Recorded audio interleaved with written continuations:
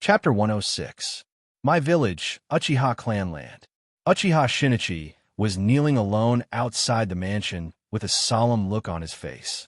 The death of his beloved made him feel gloomy, but he didn't give up hope because he firmly believes that the glorious Uchiha clan will not let go of that damned murderer.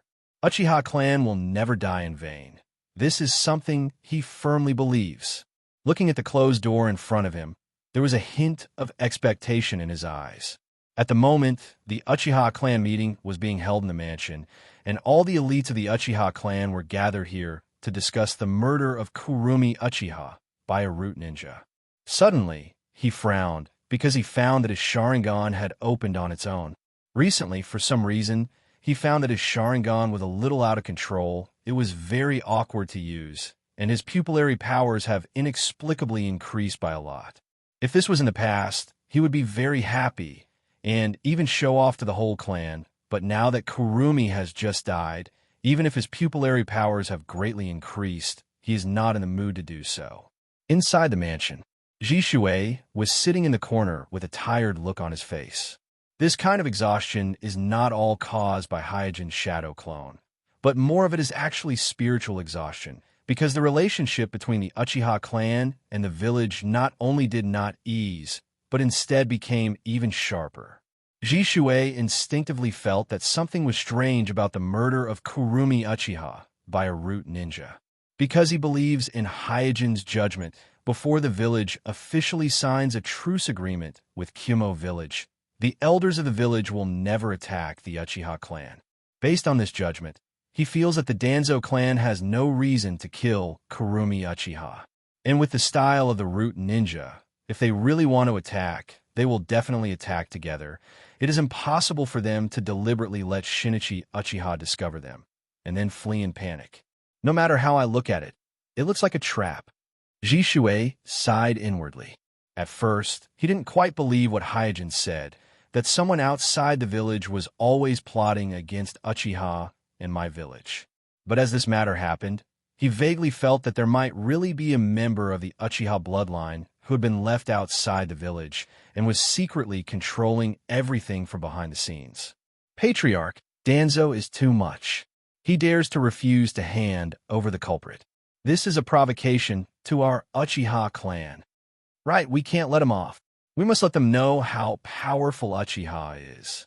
The Uchiha clansmen in the mansion were as fierce and restless as usual. As the patriarch, Uchiha Fiwa sat cross-legged with his arms crossed in front of his chest. His expression was solemn as usual. After suppressing the quarrel, he glanced at Jishui in the corner and asked, "What did the three generations say?" Jishui shook his head helplessly. My request to see him was rejected. Since the suspension of Team 11, Jishui lost the right to directly meet the three generations Naruto. If he wants to see the three generations, he needs to ask the three generations for permission like other ninjas. But this time, Jishui's request was rejected by the three generations. Fuyue heard this, and his face became gloomy. Regardless of whether this matter was done by Danzo or not, the hostility of the village's leaders towards Uchiha is no longer hidden. If this continues, the war between Uchiha and the village will eventually break out. Unlike ordinary clansmen, as the patriarch, Fuyue is more aware of Uchiha's situation in the village. Although the strength of the three generations Naruto has begun to decline due to old age, but he is still one of the strongest ninjas in the village. Even as the patriarch of the Uchiha clan, he doesn't have the confidence to win against him.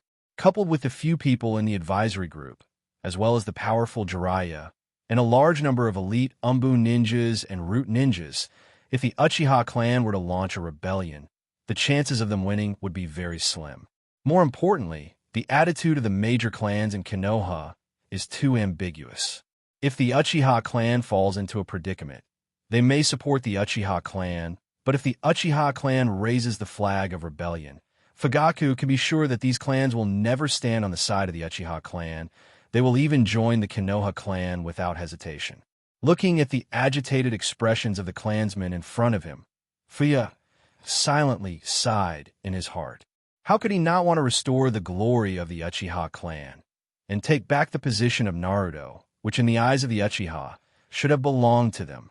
But with the current situation, if he makes any strange moves, the whole clan may be destroyed. He is really powerless. Inside Naruto's office, while the Uchiha clan is holding a clan meeting, the three generations Naruto, Danzo, and two other advisors are in Naruto's office, urgently discussing the murder of Kuri Uchiha. Thump, thump, thump. The use of Danzo's anger? Provoke the beardless Beiguei? Pull out the cormorant skeleton and fall? Play? Die? Think about the Linden Emperor's pretty E-Badger model? Zhuan Shao Chun asked. Then why did your people kill Uchiha's clansmen? After a little hesitation, Danzo told the situation reported by the Root Ninja to the several people in the office, and then said, I suspect that this matter was self-directed by Uchiha. Hamura said in a deep voice, Do you have any evidence? This is obviously a blackmail. After an angry snort, Danzo continued, They want to take advantage of the peace talks between the village and the Cloud Village to blackmail us. It has always been Danzo plotting against others, but this time he was inexplicably carried the black pot, which naturally made him very angry. Although Kuroto is also vaguely aware that there may be other forces behind this matter, but for now he must point the spearhead at the Uchiha clan. As for how to investigate in private, that is another matter. Danzo's words made the three generations a little upset. The peace talks between the village and the Cloud Village are not going well. It has been several months since the end of the conflict, but the representatives of the two sides still have many differences on how to sign the peace agreement. As the party that was attacked, just agreeing to the peace talks has put a lot of pressure on the three generations. If they make concessions on the terms, then even with the prestige of the three generations, they will not be able to suppress the criticism in the village. However, Cloud Village was very stubborn and refused to budge on the issue of reparations, making things very difficult for the Sandaime. Putting down the pipe, three generations firmly said, This matter must be explained to Uchiha. I don't want any chaos in the village during the peace talks. Danzo's eyes became cold and asked, What explanation do you want to give them? The three generations also know that they can't force Danzo too much, otherwise it is likely to backfire. So he said, Let your people personally explain to Fuyue. I believe that Fuyue will not do anything stupid. Chapter 107. Under the arrangement of Danzo, the Root Ninja who killed Kurumi Uchiha soon appeared in the land of the Uchiha clan.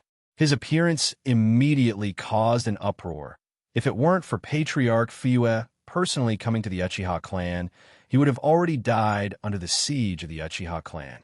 After taking him to a secret room, Fuyue drove all the other clansmen out, leaving only Jishue behind. After all the clansmen left, Fuyue coldly asked, What is your purpose of coming here?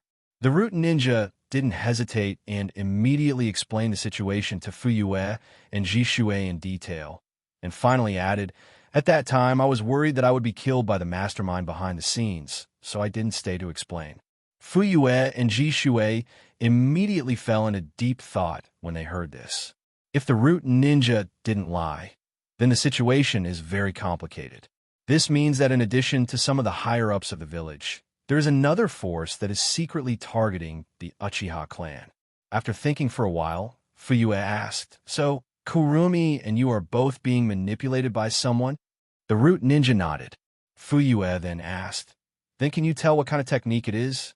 For example, some kind of jinjutsu? Or some kind of secret technique like shadow impersonation jutsu? The Root Ninja shook his head with an embarrassed expression. I'm sorry, I can't tell.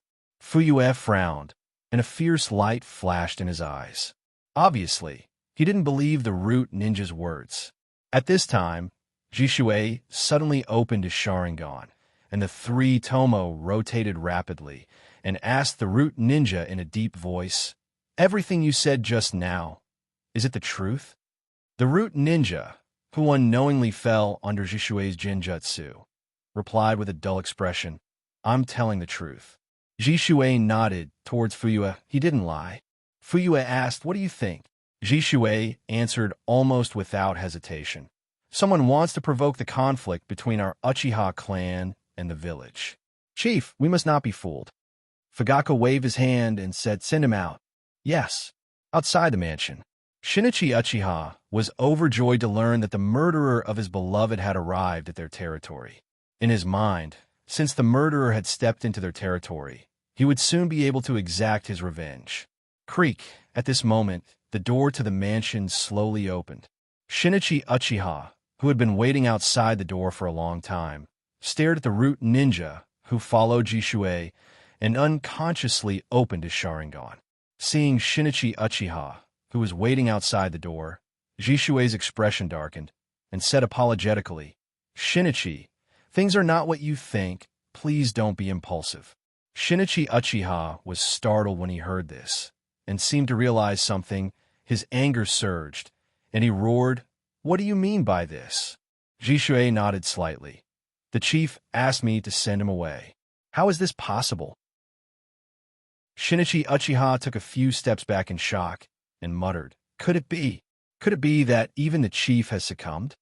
Seeing that Shinichi Uchiha's emotions were getting more and more unstable, Jishui was worried that he would do something drastic, so he activated his Sharingan and cast Jinjutsu on him. Uchiha Shinichi fainted in the next instant, and Uchiha Shinichi fainted. Stepping forward to catch the fainted Uchiha Shinichi, Jishui slowly helped him to the side and whispered, "Have a good sleep." Looking at the Uchiha Shinichi subdued by Jishui, the root ninja was quite helpless.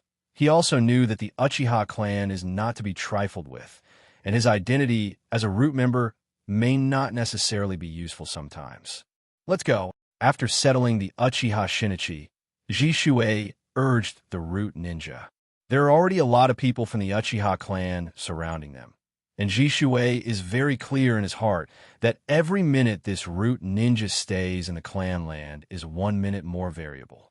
But not waiting for him and the root ninja to take a few steps, suddenly the cold and indifferent voice of Shinichi Uchiha suddenly came from behind. "So, Kurumi died in vain?" Jishui was taken aback and turned back abruptly. Although Jishui didn't take the Jinjutsu too seriously just now. But after all, it was a Jinjutsu cast by his Manjikyu Sharingan. According to common sense, with the power of the 3 Tomo Sharingan, Uchiha Shinichi should be in a coma for at least 10 minutes before waking up. But who would have thought that Shinichi Uchiha would wake up in just a minute or two? And unlike the shock and anger on his face before, the indifference shown by Shinichi Uchiha at this time made him feel inexplicable palpitations, as if something bad is about to happen. Jishui explained, "Shinichi, I will explain it to you later. Things are not as simple as you think." Shinichi Uchiha said, "I know what you want to explain, but it doesn't matter. I saw him kill Kurumi with my own eyes. My Sharingan will not lie to me. He must die. No matter what conspiracy he is involved in, he must die." Shinichi Uchiha almost stressed every word, showing his determination.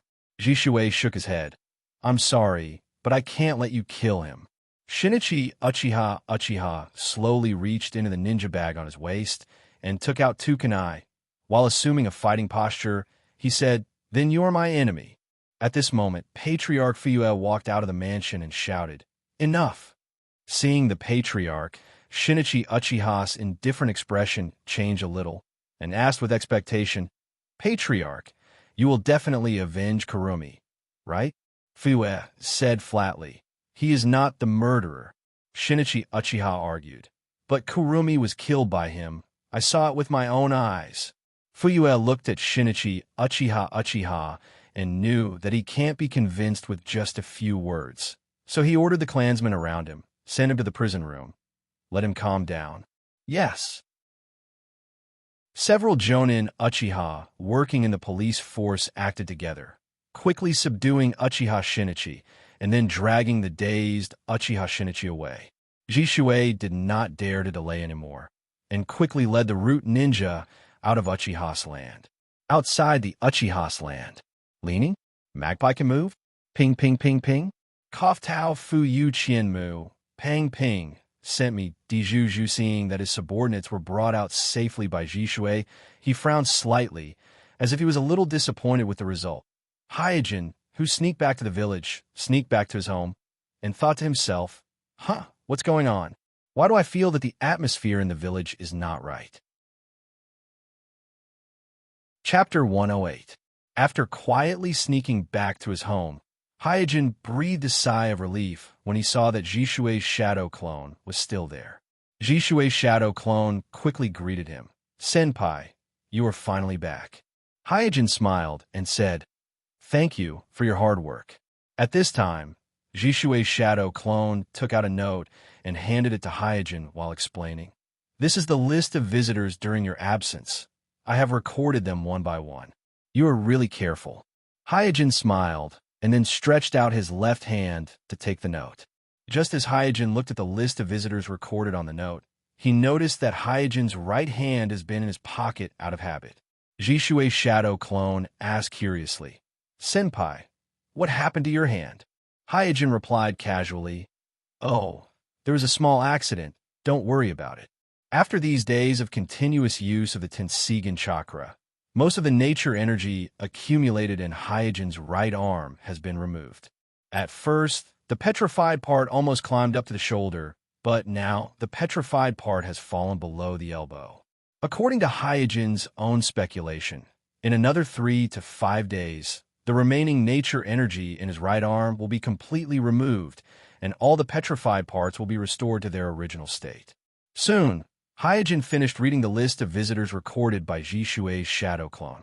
In the nearly 20 days that he sneaked out of the village, the most frequent visitor was his fiancée Hinata, followed by his colleagues of class. 11, Kakashi and Guy each visited once, and then Richa Kuroto came once. And these visitors were politely sent away by Jishue's shadow clone with the excuse of closing the door to study ninjutsu. So in the entire village, except for Jishue, no one else knows that he sneaked out of the village these days. After explaining everything that needs to be said, Jishue's shadow clone said goodbye. "Senpai, then I will go." Hyojin nodded gently. Bang, accompanied by a burst of white smoke, Jishue's shadow clone dispelled itself. At this time, Hyojin pulled out his right hand that has been in his pocket, looked at it carefully, and then silently operated the Tenseigan chakra in his body. His right hand is petrified, which has a great impact on Hyojin's combat effectiveness. First of all, he can't make hand seals, which means that he can't enter the Tenseigan chakra mode, nor can he use ninjutsu or seal techniques. Therefore, other things have to be put aside of his right. Dong of. Not long after, there was a sound of knocking on the door. After wrapping his right hand with bandages, Hyojin opened the door and welcomed Jishue in and asked, "Why are you in a panic? You're not like this usually." Jishue was still panting and said, "Senpai, something has happened." When returning to the village, Hyojin felt that the atmosphere in the village was not right, so he was not surprised. "You can tell me slowly." Jishue quickly told Hyojin in detail about Uchiha Kurumi being killed by the root ninja, even including the explanation of the root ninja and some of his own guesses. After listening, Hyojin said to himself, "Why is it this Uchiha Shinichi again?" Before leaving the village, Jishue mentioned to him that because of Uchiha Shinichi, a ninja of the root ninja disappeared, causing the relationship between the Uchiha clan and the village to become tense. As soon as he came back, he heard that because of Uchiha Shinichi, the conflict between Uchiha clan and the village became more serious. This made Hyojin have to pay attention to Uchiha Shinichi, this person. Uchiha Shinichi's age is not much different from Hyojin's, and he has already opened the Sharingan a long time ago. Although his current strength is not considered top in the Uchiha clan, considering his age, his talent is obvious. Otherwise, the proud Uchiha clan would not have sent him to challenge Hyojin. Thinking of this, Hyojin couldn't help but think to himself, could it be that Obsidian has his eyes on him? In his impression, Obsidian often moves around Mai and even sneaks into the Naka shrine of the Uchiha clan several times, so Hyojin can't rule out the possibility that Obsidian has his eyes on Uchiha Shinichi. But isn't the last partner that Obsidian chose to cooperate with Itachi a few years later? Could it be that the butterfly effect that I have brought has affected Obsidian's choice? Hyojin is not sure if all of this has anything to do with him. The current Mai is very different from the Mai of the original time and space, especially the early defection of Orochimaru, which caused many subsequent things to change. As for the reason why Orochimaru defected in advance, Hyojin still hasn't figured out. After pondering for a long time, Hyojin asked, "Where is he now?" Jishui didn't expect Hyojin to suddenly ask this. She was stunned for a moment before quickly replying, "He was temporarily locked in the prison room of the police building by the Patriarch." Hyojin asked again, "Has his pupil power improved?" Jishui recalled the scene not long ago and said, "The illusion I cast on him was quickly broken by him, completely beyond my expectations." Patting Jishui on the shoulder, Hyojin said earnestly, "You Uchiha people are always too superstitious about your own illusion. Even you can't avoid it. You will suffer in the future." Jishui scratched her head and smiled awkwardly. "This is the result of my carelessness." As Hyojin said, he raised his right arm and then said, "Why do you think the person behind the scenes let the root ninja kill Uchiha Kurumi and also let Uchiha Shinichi see it?" After moving her eyes away from Hyojin's right arm, Jishui replied, "He wants to provoke conflict between us and the village." Hyojin shook his head and said, "This reminds me of a cliché routine." "Why is it cliché?" "Because many people use it." "But why do so many people use it?" "Because it really works." Routine. Shursui, however, was completely confused. Hyojin didn't explain, but said, "Let's go. Take me to see him." Police building, prison room. Suddenly, a twisted vortex appeared in the dark prison room, and a masked man walked out of it. Uchiha Shinichi, who was sitting in the corner, covered his face with his hands and didn't seem to notice the appearance of the masked man. The masked man said in a deep voice, "I heard about what happened to you. Do you need help?" Uchiha Shinichi slowly stood up and looked at the masked man. "You did it, right?" With that said, the three Magatama in Uchiha Shinichi's Sharingan rotated and finally condensed into a strange pattern. Chapter 109. Hyojin was wearing a homely kimono with his right hand in his chest pocket. He had a lazy look on his face as he strolled leisurely on the street. Jishui followed closely behind him with a worried look on her face. "Senpai, why do you want to see Shinichi?" After hesitating for a while, Jishui still asked the question in her heart. Hyojin said lightly, "Nothing, I just want to confirm his condition." "Condition?" Jishui was a little confused and asked, "What condition?" Hyojin changed the topic and said in a low voice, "Listen to my secret code later. If I say, 'So it's you to someone,' you must immediately use Kodoemet Tsukumi on him. Don't hold back. Use all your power." Jishui was shocked when she heard this. "Senpai, Kodoemet Tsukumi is a forbidden technique that can play with other people's will. How can it be used so easily?" Hyojin glanced at Jishui and shook his head. "If you have never considered using Kodoemet Tsukumi in battle, why bother to tell the secret of Kodoemet Tsukumi?" Jishui was silent. At this time, Suijin didn't beat around the bush and said bluntly, "I suspect that Uchiha Shinichi might have already been in contact with a mastermind behind the scenes, so we can't rule out the possibility of encountering the mastermind behind the scenes. For Obsidian, who had godly power, my village was like his own backyard in his eyes. He could come and go as he pleased. If Uchiha Shinichi was really targeted by Obsidian, then it was not impossible to meet Obsidian when meeting Uchiha Shinichi. Now that Obsidian might not know the secret of Kodoemet Tsukumi, it would be a good opportunity to get rid of Obsidian once and for all." Jishui smiled and said disapprovingly, "You must be joking. Shinichi is locked in the detention room of the police building. How could the mastermind appear there?"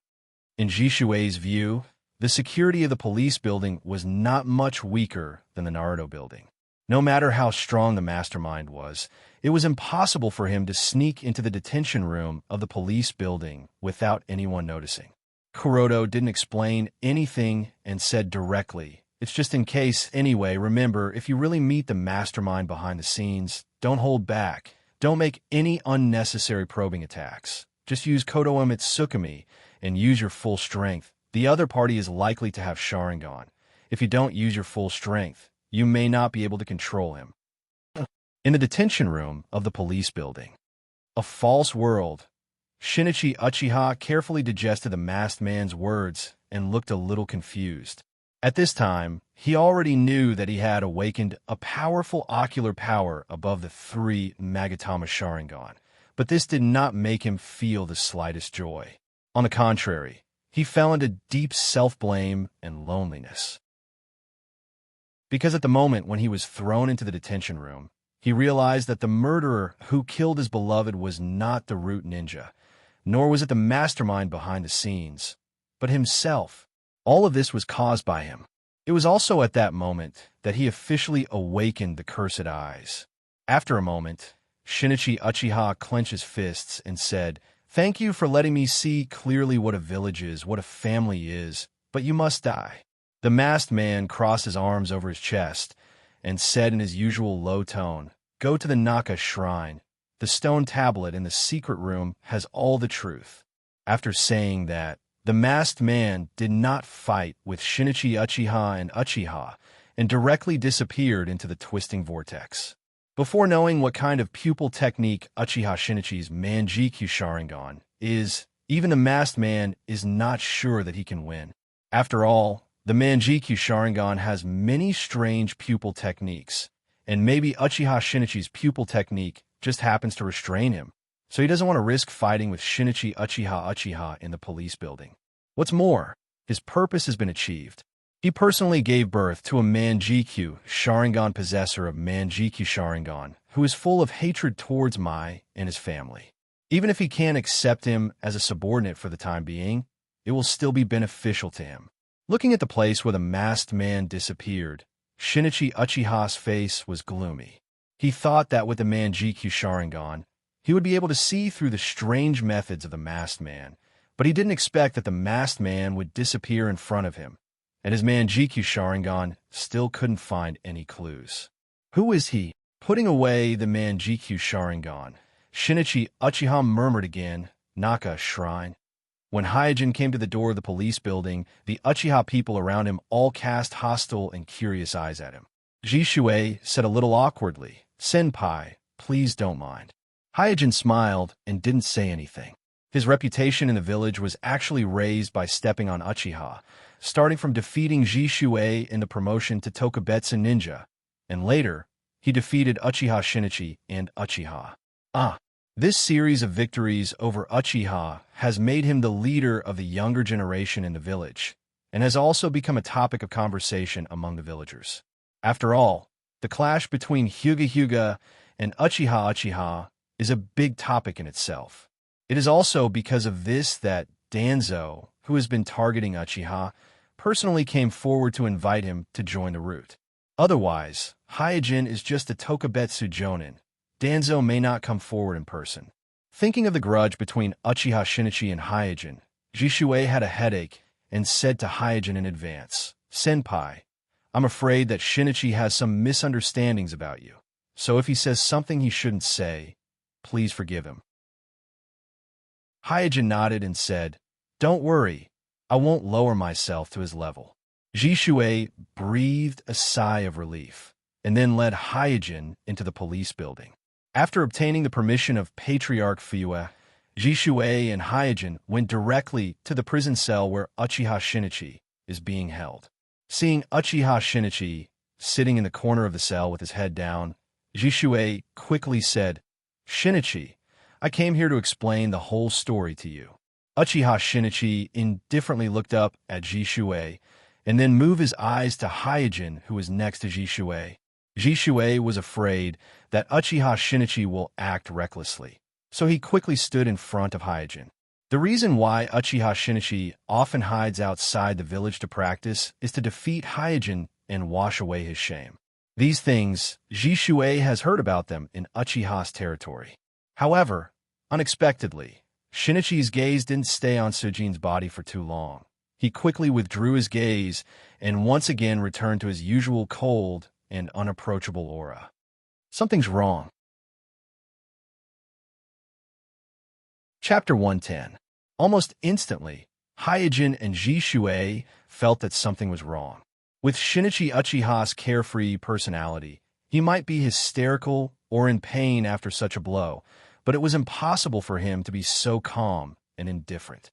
Jishui thought that Shinichi Uchiha had lost all hope this time, so she couldn't help but feel a little guilty. Kuroto, on the other hand, thought in his heart, could it be that I've really guessed correctly? At this time, Jishui still wanted to say something. Shinichi Uchiha raised his hand and waved it slowly. Someone has told me the whole story. You can go now. I want to be alone for a while. Jishui looked at Hyojin, seeking his opinion. Hyojin pondered for a moment and said, "Let's go." After leaving the police building, Hyojin asked Jishui, "When will you let him out?"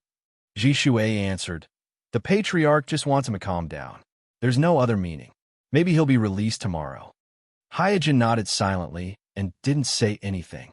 Recalling the dramatic change in Uchiha Shinichi's temperament, Jishui asked in confusion, "Senior, you said that you want to confirm his state. What do you mean?" "That's just a casual remark. I'm just a little curious." After giving a perfunctory reply to Jishui, Hyojin continued, "Be careful during this period. Remember what I said. Once you meet the mastermind, don't hesitate to use Kotoe Tsukumi immediately." After saying goodbye to Jishui, Hyojin did not continue to wander on the street, but immediately returned home. Just now, in the police building's cell, Kuroto already faintly felt the cold aura emanating from Uchiha Shinichi's body. Although he isn't sure whether Uchiha Shinichi has awakened the Manjikyu Sharingan or not, Kuroto still has to think of corresponding countermeasures in advance. If I were him, what would I do after awakening the Manjikyu Sharingan? Hyojin urged the Tenseigan chakra to consume the nature energy on his right hand while trying to put himself in Uchiha Shinichi's position and think about how to benefit from it. However, he soon dispelled this idea, because the thoughts of the Uchiha clan are really not something that ordinary people can guess, not to mention Uchiha, who may have just awakened the Manjikyu Sharingan. Changing his train of thought, Hyojin pondered, no matter how paranoid his thoughts are, he will not give up on revenge, so I only need to consider who the first target of his revenge is. The next day, sure enough, as Jishui expected, after seeing Uchiha Shinichi calm down, Patriarch Fuyue quickly released him from the prison room. After regaining his freedom, Uchiha Shinichi did not go around causing trouble, but returned home directly. It was not until late at night that he sneaked out alone and rushed in the direction of the Naka Shrine. Inside the Naka Shrine, the two Uchiha Chunin in charge of the night duty were chatting in a low voice. "By the way, do you think we will fight with Cloud again?" "Humph, let's fight. Why would our Mai be afraid of Cloud?" Suddenly, there was a sound of footsteps outside the shrine. "It's so late, who could it be?" After muttering a sentence, one of the Uchiha Chunin slowly got up and was ready to go out and see. At this time, the door of the shrine suddenly opened, and Uchiha Shinichi, dressed in black, walked in from the outside. "Shinichi."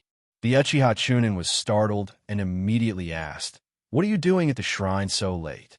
Uchiha Shinichi moved his gaze towards Kuroto. Bang! With just one look, the Uchiha Chunin who asked the question fainted on the ground and made a muffled sound. "What are you doing?" The other Uchiha Chunin didn't have time to get up and was also controlled by the illusion and fainted on the side. After putting down the two clansmen on night duty, Uchiha Shinichi opened the Manjikyu Sharingan and carefully scanned around the shrine, and finally found the entrance to the secret room under a stone brick. After walking into the secret room, a stone tablet appeared in front of Uchiha Shinichi. After reading the contents of the stone tablet for a long time, he muttered to himself, "Is this the truth?" A few days later, "Phew, it's finally done." Hyojin breathed a sigh of relief while moving his right hand. After a few days of hard work, he finally completely expelled the remaining nature energy in his right hand, restoring his entire right arm from its petrified state to its original state. With the recovery of his right hand, his combat effectiveness has also returned to its peak state. It's just that after these days of dealing with nature energy, it made him deeply aware of a problem. That is, controlling nature energy is both difficult and dangerous. Thinking of this, he couldn't help but sigh. No wonder there are so few people who can learn immortal jutsu. In the original story, even at the end of the Fourth Shinobi World War, there are only a few ninjas who have mastered immortal jutsu, including Jiraiya, who needs the power of the two-toed masters to enter the sage mode. Just think about it. Even a talented ninja like Orochimaru can't master immortal jutsu. One can imagine how difficult it is to learn immortal jutsu. Therefore, Hyojin decided to put aside the matter of immortal jutsu for the time being, because in this regard he has no clue. If he tries rashly, the risk is too high. And now he has a new idea or a new way of thinking.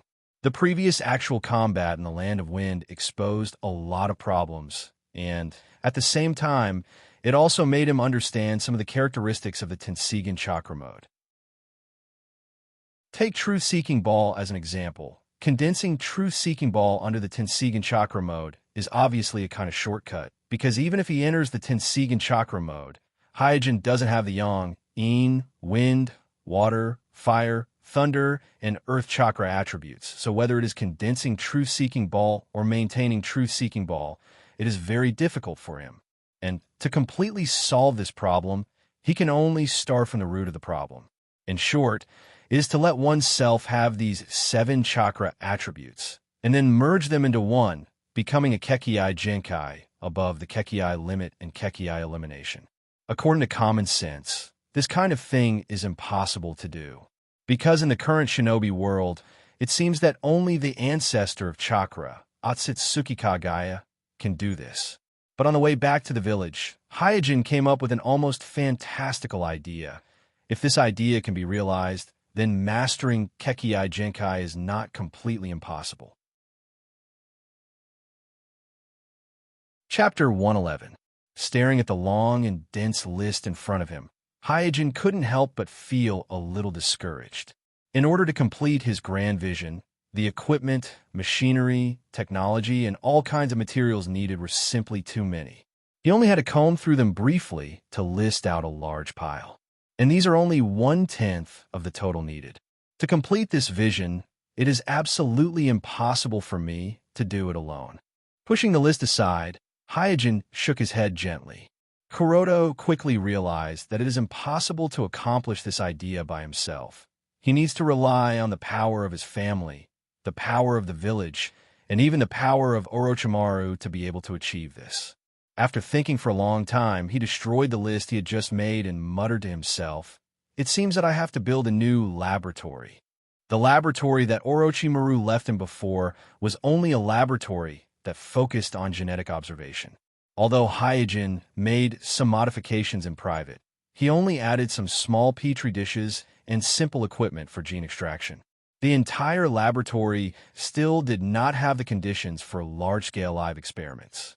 This is also the main reason why Orochimaru has long noticed the changes in Hyojin, but did not suspect that Hyojin's Byakugan research has made major achievements. Because Hyojin's laboratory does not have the conditions for large-scale live experiments at all.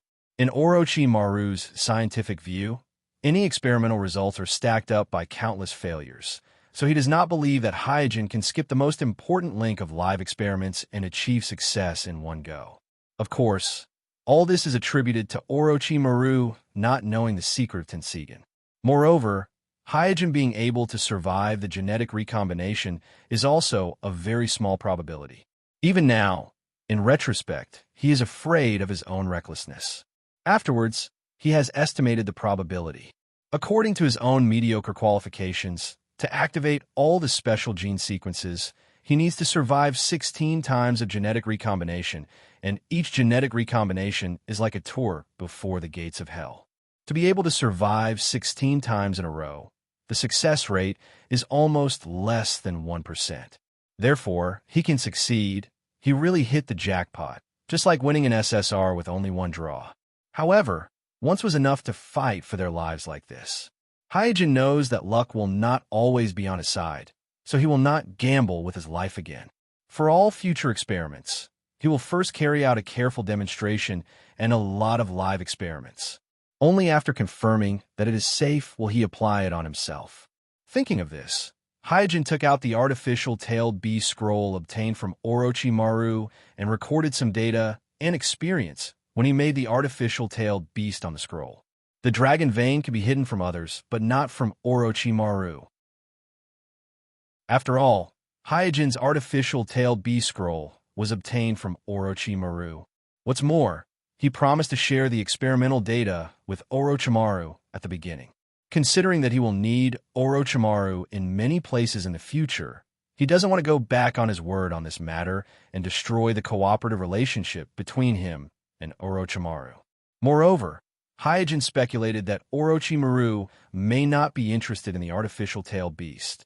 One must know that Orochimaru has a lot of projects in his hands, whether it is undead reincarnation, impure reincarnation, or curse seal, etc. All of them are quite promising research projects. Psychic art. Bang, after a burst of smoke, the one-eyed viper with its tongue sticking out appeared in front of Hyojin. After handing the scroll of the artificial tailed beast to the one-eyed viper, Suijin didn't say anything and directly removed the summoning technique and sent the one-eyed viper, who had swallowed the scroll, away. There is another purpose for sharing the artificial tailed beast data with Orochimaru. That is, Hyojin wants to use this matter to subtly inform Orochimaru that he is already a Jinchuriki of Ryumyaku. After that, the relationship between the two is no longer a superior and subordinate, but an equal cooperative relationship. After sending away the one-eyed viper, Hyojin sat cross-legged in the room again and thought about the matter of an assistant. His ideas are very complicated, so he needs a capable and loyal experimental assistant, just like Sadu, who has been standing behind Orochimaru all this time. But there are only a few geniuses in the entire shinobi world who are as talented as Do. After all, Sadu is one of the few people who can master immortal arts by his own ability. In this regard, his talent even surpasses Orochimaru and Jiraiya. Thinking of an assistant, Hyojin considered the problem of funds. Funds are also a big problem. When he thought of his empty wallet, he couldn't help but worry. Knock, knock, knock. At this time, there was a knock on the door outside the courtyard. Hyojin opened his Byakugan and looked at the door and found that it was his fiancée Kuroto waiting outside the door with a bamboo basket. Welcoming Kuroto in, Hyojin smiled and said, "It seems that today is a good day." Kuroto smiled and put the dishes in the basket on the table one by one and curiously said, "What kind of ninjutsu have you been studying in the house these days?" "Hey, that's a secret." With a perfunctory sentence, Hyojin tasted Kuroto's dishes. It has to be said that in terms of cooking, Kuroto is indeed very talented. The taste is not worse than the food in the village. Kuroto rested her chin on her hands. She looked sweetly at Hyojin eating the dishes she cooked and said, "Richa, Sama asked me to thank you. Uncle Chindo successfully promoted to a jonin." Hyojin waved his hand indifferently. "I didn't help much." Kuroto Chindo is the Hyuga that Richa asked Hyojin to get votes to promote to a jonin, but Hyojin actually didn't get many votes. At most, he got a few votes from his colleagues in class 11, so Kuroto Chundo's promotion has little to do with him. It should be Richa's help. The sun was setting, and the sky was getting dark. After eating, Hyojin and Kuroto leaned together and chatted. Such a warm and leisurely time, Hyojin hasn't enjoyed it for a long time. Tap! Suddenly, there was a soft sound on the roof.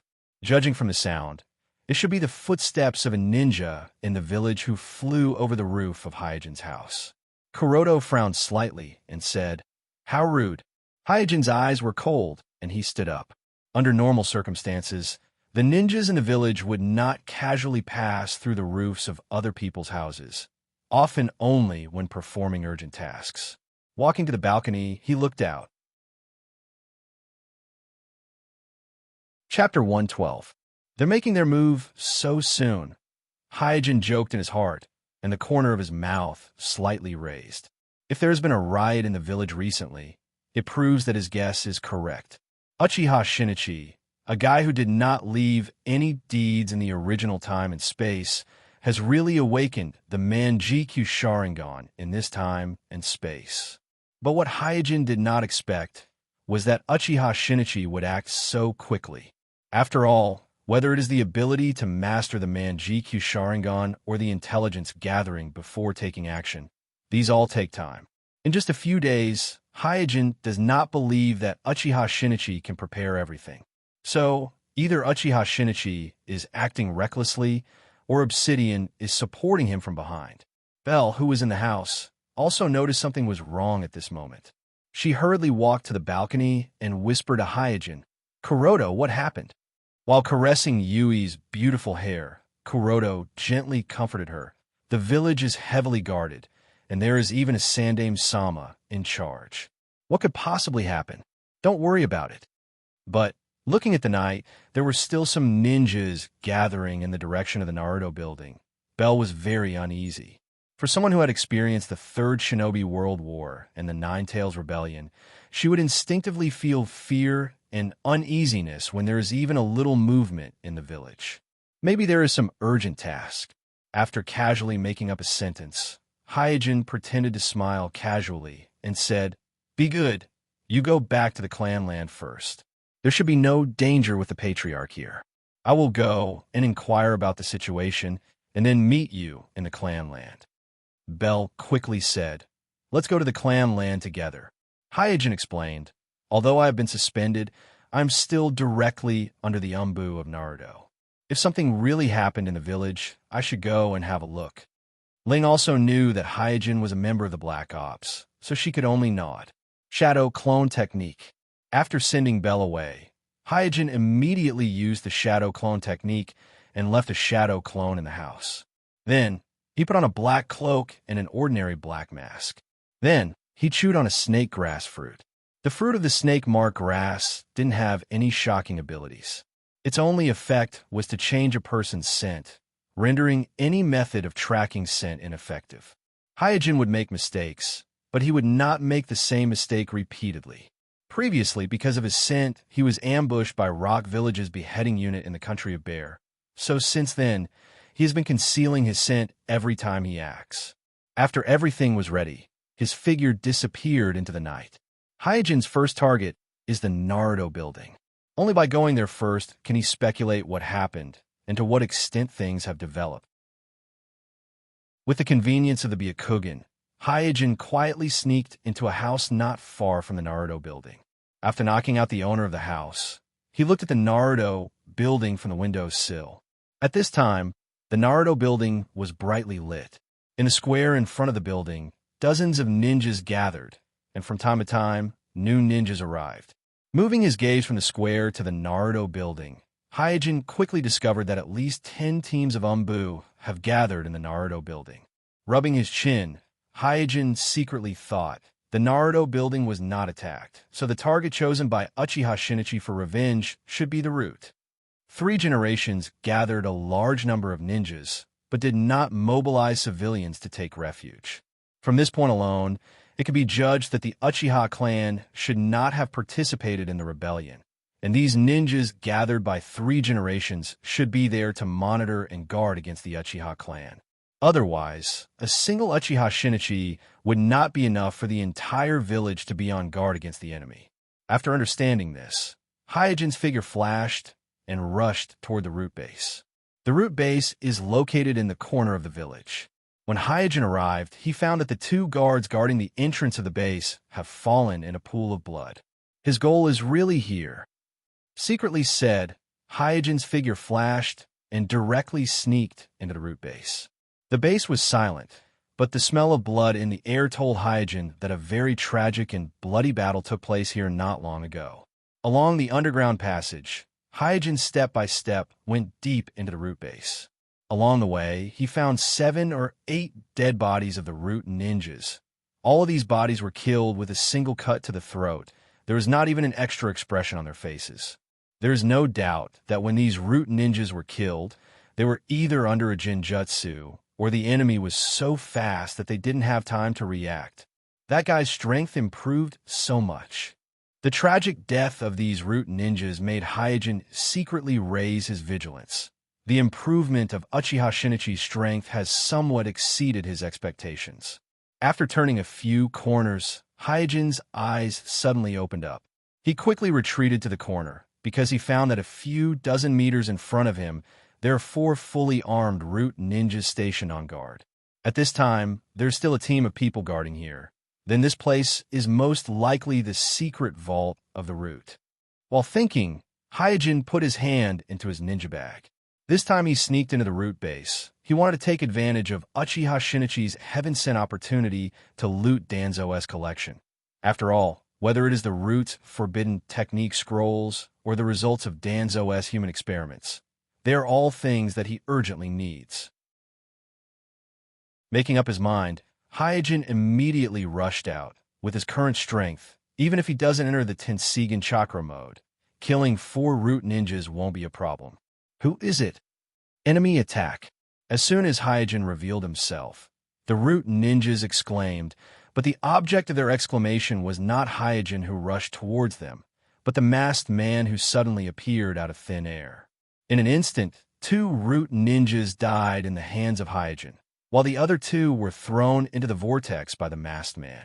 In just a short moment, 4 root ninjas were inexplicably killed by Hyojin and the masked man. After dealing with all the root ninjas, the 2 guys wearing masks and black cloaks confronted each other from a distance. For a time, the atmosphere was a bit awkward. Encountering the obsidian here made Hyojin very depressed. The masked obsidian also didn't expect that someone would jump out to disturb the situation, not to mention a guy wearing a black cloak and a mask like himself. Chapter 113. Carrying his younger brother on his back, Itachi looked a little dazed. In the night, the Uchiha clan is very noisy. The crying of children, the quarreling of adults, and the various clansmen around him are in a hurry. Everything seems to indicate that something bad is about to happen. Before he even got close to his house, Itachi was surprised to find that his house was surrounded by fully armed clansmen. At this time, the faces of these clansmen are full of excitement and fanaticism. Looking at these clansmen, Itachi uneasily put down his younger brother Sasuke on his back, and then took Sasuke's little hand, who is only a little more than 1 year old, and went around to the side door of the house. Entering the house, he found that the courtyard is also full of clansmen. It's just that the clansmen gathered in the courtyard are all Jonin and special Jonin of the clan. There is no sign of Chunin or Genin. Why are the elites of the clan gathered in my house? Realizing that almost all the elites of the Uchiha clan have gathered in his house, Itachi's heart became more and more uneasy. He vaguely guessed that something must have happened. At this time, in the direction of the lobby, there is a faint sound of quarreling. Itachi quickly stopped and listened attentively. In the lobby, Jishui, who is surrounded by a group of clansmen, said with a decisive expression, "You are crazy. I will never allow you to do this." An elite Jonin of the Uchiha clan was furious. "Jishui, are you going to betray the clan? Don't forget your identity. You're also called Uchiha. Because I am an Uchiha, I can't let you destroy the Uchiha clan." After a pause, Jishui looked at Patriarch Fuyue, who is sitting cross-legged, and said sincerely, "Patriarch, have you considered the consequences of starting a rebellion? Once the village falls into internal strife, Cloud and Rock Village will take advantage of the situation. Even if we are lucky enough to obtain Naruto's position, what can we use to resist Cloud and Rock Village?" Not waiting for Patriarch Fuyue to answer, another elite Jonin of the Uchiha clan coldly snorted. "As long as our Uchiha clan is here, there is nothing to be afraid of." Immediately, the other Uchiha Jonin agreed. "Yes, as long as we can control the village, Cloud and Rock Village will not be a threat at all." At this time, Fuyue raised his hand to stop the crowd, and then said to Jishui, "Shinichi has rebelled. We have no choice." Jishui shook her head. "No, we have a choice." Fuyue stared at Jishui, waiting for his explanation. Taking a deep breath, Jishui said, "Shinichi's actions are only his personal revenge. It has nothing to do with the Uchiha clan. Moreover, he didn't inform the clan before taking action, which shows that he has no intention of using the power of the clan, nor does he want to involve the clan in this matter." On the side, Uchiha Jonin said, "But Shinichi has awakened the Manjikyu Sharingan. He is a precious combat power of the Uchiha clan. Are we just going to watch him die in the hands of the village? Before Shinichi took action, he knocked down Uchiha Jonin, who was responsible for monitoring him, and revealed his Manjikyu Sharingan. So now the top leaders of the Uchiha clan already know that Shinichi has awakened the Manjikyu Sharingan. This is also one of the reasons why they are clamoring for a coup, because they are convinced that the Manjikyu Sharingan is invincible. Jishui bowed to the crowd. Please believe me, I will bring Shinichi back with my own hands, and then I will persuade Naruto-sama to spare Shinichi's life. Right now, Mai is facing both internal and external troubles, so Jishui believes that as long as he can bring Shinichi back, in order to preserve an important combat power for the village, the 3 generations will likely spare Shinichi's life. After all, the threat of Cloud Village has not been resolved, and a war may break out at any time. Fuyue glanced at Jishui and shook his head. You may not be his opponent now. Fuyue knows the power of the Manjikyu Sharingan, because he himself has this kind of cursed eye. So in his opinion, even if Jishui is the #1 genius of the Uchiha clan, without awakening the Manjikyu Sharingan, he may not be the opponent of Shinichi, who has awakened the Manjikyu Sharingan. Knowing that he can't hide it anymore, Jishui has no choice but to activate his Manjikyu Sharingan, and then bow to the crowd again. Please believe me this time, I will definitely bring Shinichi back safely. At this moment, Jishui has made up his mind to use Kotoeme Tsukumi. Jishuiyu? Looking at Jishui's Manjikyu Sharingan, all the Uchiha clan members present were shocked. Even Patriarch Fuyue was no exception. With 3 pairs of Manjikyu Sharingan, Uchiha Sharingan, it may not be impossible for him to see the position of Naruto. And at this moment, such a thought suddenly appeared in Fuyue's mind. Root base. Staring at Obsidian opposite of him, Hyojin thought about countermeasures in his heart. Obsidian's strength has been reflected vividly on the night of the Nine Tails Rebellion. He could instantly kill the Umbu squad arranged by Hokage-sama. He could control the Kyuubi with just a glance. And when he fought with Hokage-sama, after taking a full blow from Hokage-sama's Rasengan, not only did he not die, but his injuries didn't seem too serious. Without Kakashi's Manjikyu Sharingan, it's too difficult to kill him. Without any complicated analysis, Hyojin came to a conclusion. With his current strength, it's not difficult to defeat Obsidian, but it's very difficult to kill Obsidian. After all, as long as Obsidian wants to escape, Hyojin has no means to interfere with the Kimui space. This is also the reason why Obsidian directly came from the Kimui space, and Hyojin didn't notice it, because Obsidian's Kimui space is a different space parallel to the shinobi world, and his Byakugan doesn't have the ability to see through the parallel space. At this point, even 4 generations Genjutsu, who is proficient in space-time ninjutsu, sealing techniques, and various forbidden techniques, can only watch Obsidian leave, and there is no other way. Clatter! At this time, Obsidian took out a string of chains. He leisurely fixed the 2 ends of the chain on his 2 wrists, and his behavior was very calm. It seems that he doesn't put Hyojin in his eyes. Perhaps in his eyes, except for a few famous masters in the village. Other people are not worthy of being taken too seriously. Looking at this familiar scene, Hyojin was a little emotional. At this moment, he wanted to know what Obsidian's mentality was when facing 4 generations Genjutsu. Swish! In an instant, the 2 of them attacked at the same time.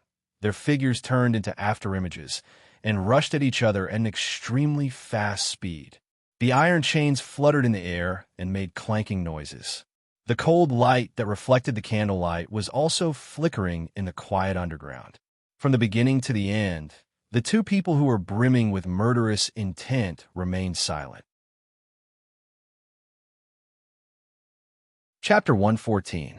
The 2 sides crossed each other, and Hyojin's figure directly penetrated the Obsidian's body. However, he had expected it and ducked to avoid the chain hanging on Obsidian. After crossing each other, the 2 sides fell into each other's previous position and confronted each other again. Hey, white-eyed guy. My name is Uchiha Obsidian. What's your name? Hyojin. Let me tell you, I'm going to be Naruto's man in the future. Oh, speaking of which, it's all thanks to you. Oh, what's all thanks to me? Thanks to you being the last in the exam this time. I'm not at the bottom of the ranking. You're too hateful. When I open my eyes one day, I'll let you know the power of the Uchiha clan. At this moment, Hyojin's mind flashed with the obsidian in the ninja school. At that time, they were brothers who wandered at the bottom of the report list, but now they were powerful ninjas who could control the village. The changes in the world were really amazing. Clatter. Failing to land his first strike, the slightly surprised Bao began to shake the chains, testing the waters, preparing to launch a second round of attacks. However, Hyojin threw away the kunai in his hand and put his hands into the storage bag around his waist. The silence continued, and neither of them planned to speak, nor did they need to. Swish, with a wave of his right hand, the obsidian threw the chain at Hyojin, and then his whole body rushed forward. Hyojin, with his hands in the ninja bag, jumped back quickly, trying to avoid the obsidian's attack. However, as soon as he avoided the swing of the chain, he was grabbed by the obsidian's shoulder. In an instant, a twisted vortex appeared on Hyojin's shoulder, and his hands that were in the ninja bag were pressed on the obsidian's chest. Glancing at the detonation talisman that Hyojin stuck on his chest, the obsidian, who was under the mask, had a look of disdain on his face as he thought to himself, "Got it." In his opinion, as long as he touched Hyojin, Hyojin would definitely die. As for the detonation talisman on his chest, he had countless ways to deal with it, so he didn't need to worry too much about it. The twisting vortex grew larger and larger. Soon, Hyojin's body became distorted. Other than the 4 generations, no one can hide from my divine might. The corners of Obsidian's mouth curled up, and a smile spread across his face.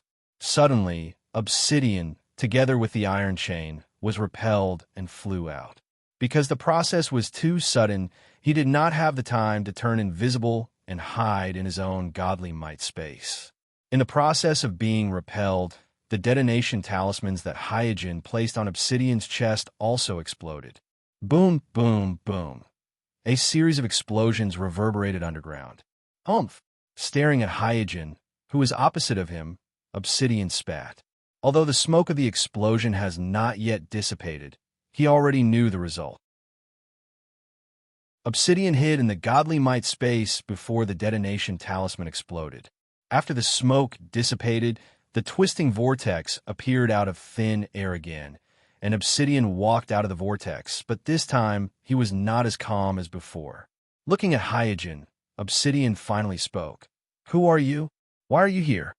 For Obsidian, who has seen the Rinnegan, he can naturally feel that the trick that Hyojin used just now is very similar to the Shinra Tensei of Pain. And in the current shinobi world, as far as he knows, only Pain can use this trick. Therefore, he is very interested in the identity of Hyojin, who is also wearing a mask and a black cloak, because he is convinced that the person in front of him is not Pain Tensei.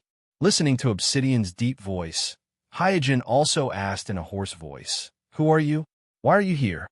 Obsidian's godly might is indeed impossible to guard against, but that is only for ordinary ninjas. For Hyojin, who is Rain Pull Pull, it is not a problem. Because if Obsidian wants to attack, he must materialize, and once he materializes, he can be controlled by Rain Pull Pull. Therefore, even if Hyojin has half of his body twisted by Obsidian, as long as Hyojin is conscious, he can instantly get rid of Obsidian's godly might attack. After a moment of silence, Obsidian pointed to the root vault next to him and said, "If your goal is here, then there is no need for us to fight." Hyojin also glanced at the root vault and immediately nodded. He has already noticed that Obsidian has a Sharingan in his left eye socket, which means that even if he enters the Tenseigan chakra mode and uses the Golden Wheel reincarnation explosion to launch a surprise attack, and luckily succeeds, Obsidian can use Izanagi at the cost of 1 Sharingan to avoid death, and then quickly escape into the godly might space. In other words, without the assistance of Kakashi, this battle will not have any result. Since he knows that there is no result, Hyojin naturally won't leak too much information about himself. Otherwise, it will be easy for Obsidian to target him. After all, there are many experts in the Akatsuki organization, and there is also Black Zetsu, a ghost that has been wandering in the shinobi world for thousands of years. If he is plotted against by them, even the current Hyojin will not feel good. The two sides looked at each other and reached an agreement. Both of them know that instead of delaying like this, it is better to take advantage of the fact that the root base has just been raided by Uchiha and Shinichi to plunder the root vault. Walking to the door of the secret vault, Obsidian confirmed the seal on the secret vault, then glanced at Hyojin and chuckled as he passed through the wall and entered the secret vault. There is no doubt that the reason why Obsidian didn't descend into the secret vault from the beginning is because he was worried about the seal on the secret vault, and after confirming that the seal on the secret vault is not a threat to him, he didn't say anything to Hyojin and sneaked into the secret vault. "What are you showing off for?" Hyojin cursed in his heart. Then he slowly walked to the door of the secret vault, pressed his hand on it, and said in a low voice, "Open." Dong, accompanied by a soft sound, the door of the secret vault opened. The seal on the root vault happens to be the four-symbol seal that Hyojin is most proficient in. Obsidian, who just stepped into the secret vault, saw that Hyojin instantly undid the seal and followed him in. The look of fear on his face became even heavier. At this time, Hyojin, who just entered the secret vault, looked at the secret vault. In the rows of glass refrigerators, there are a variety of materials on display, including many unknown reagents, as well as many petri dishes containing cell tissues. Not only that, Suijin also saw containers containing Sharingan, and counting them, there were a total of 9 Sharingan in total. Chapter 115. The discovery of a large number of Sharingan in the root vault was unexpected at first glance, but after thinking about it, Hyojin felt that it was completely reasonable. The cooperation between Danzo and Orochimaru began very early. To some extent, Danzo can be regarded as Orochimaru's sponsor and supporter, so he naturally enjoyed a lot of the results of Orochimaru's research. Perhaps it was during this process that Danzo understood the power of the Sharingan, and was determined to completely eradicate the Uchiha clan and obtain more and better Sharingan. At this time, Obsidian also moved his eyes to the utensils containing the Sharingan and said in a deep voice, "The Sharingan belongs to me. The cell culture utensils belong to you." Hyojin heard this and pondered. If it's the Manjikyu Sharingan, he definitely won't give it to Obsidian, because that would be supporting the enemy. But if it's the ordinary 3 Magatama Sharingan, there's no harm in giving it to Obsidian. Moreover, in terms of value alone, for Hyojin, these 3 Magatama Sharingan may not be comparable to the cell culture utensils on the side. So after a little pondering, he nodded and said, "Okay, let's do that." After reaching a consensus, the two of them got busy. Hyojin quickly walked to the shelf of the cell culture utensils, looked at them carefully, and then took out the storage scroll from the ninja bag on his waist. Just by looking at it, he still can't determine what kind of cells are in these cell culture utensils, so he can only choose to pack them all up and go back to find the equipment to identify them one by one. But considering that Danzo has never stopped the research of the first-generation cells, so with so many cell culture utensils, he guessed that there must be the first-generation cells. Taking down the cell culture utensils from the shelf, Hyojin carefully placed them on the storage scroll, and then lightly shouted, "Seal!"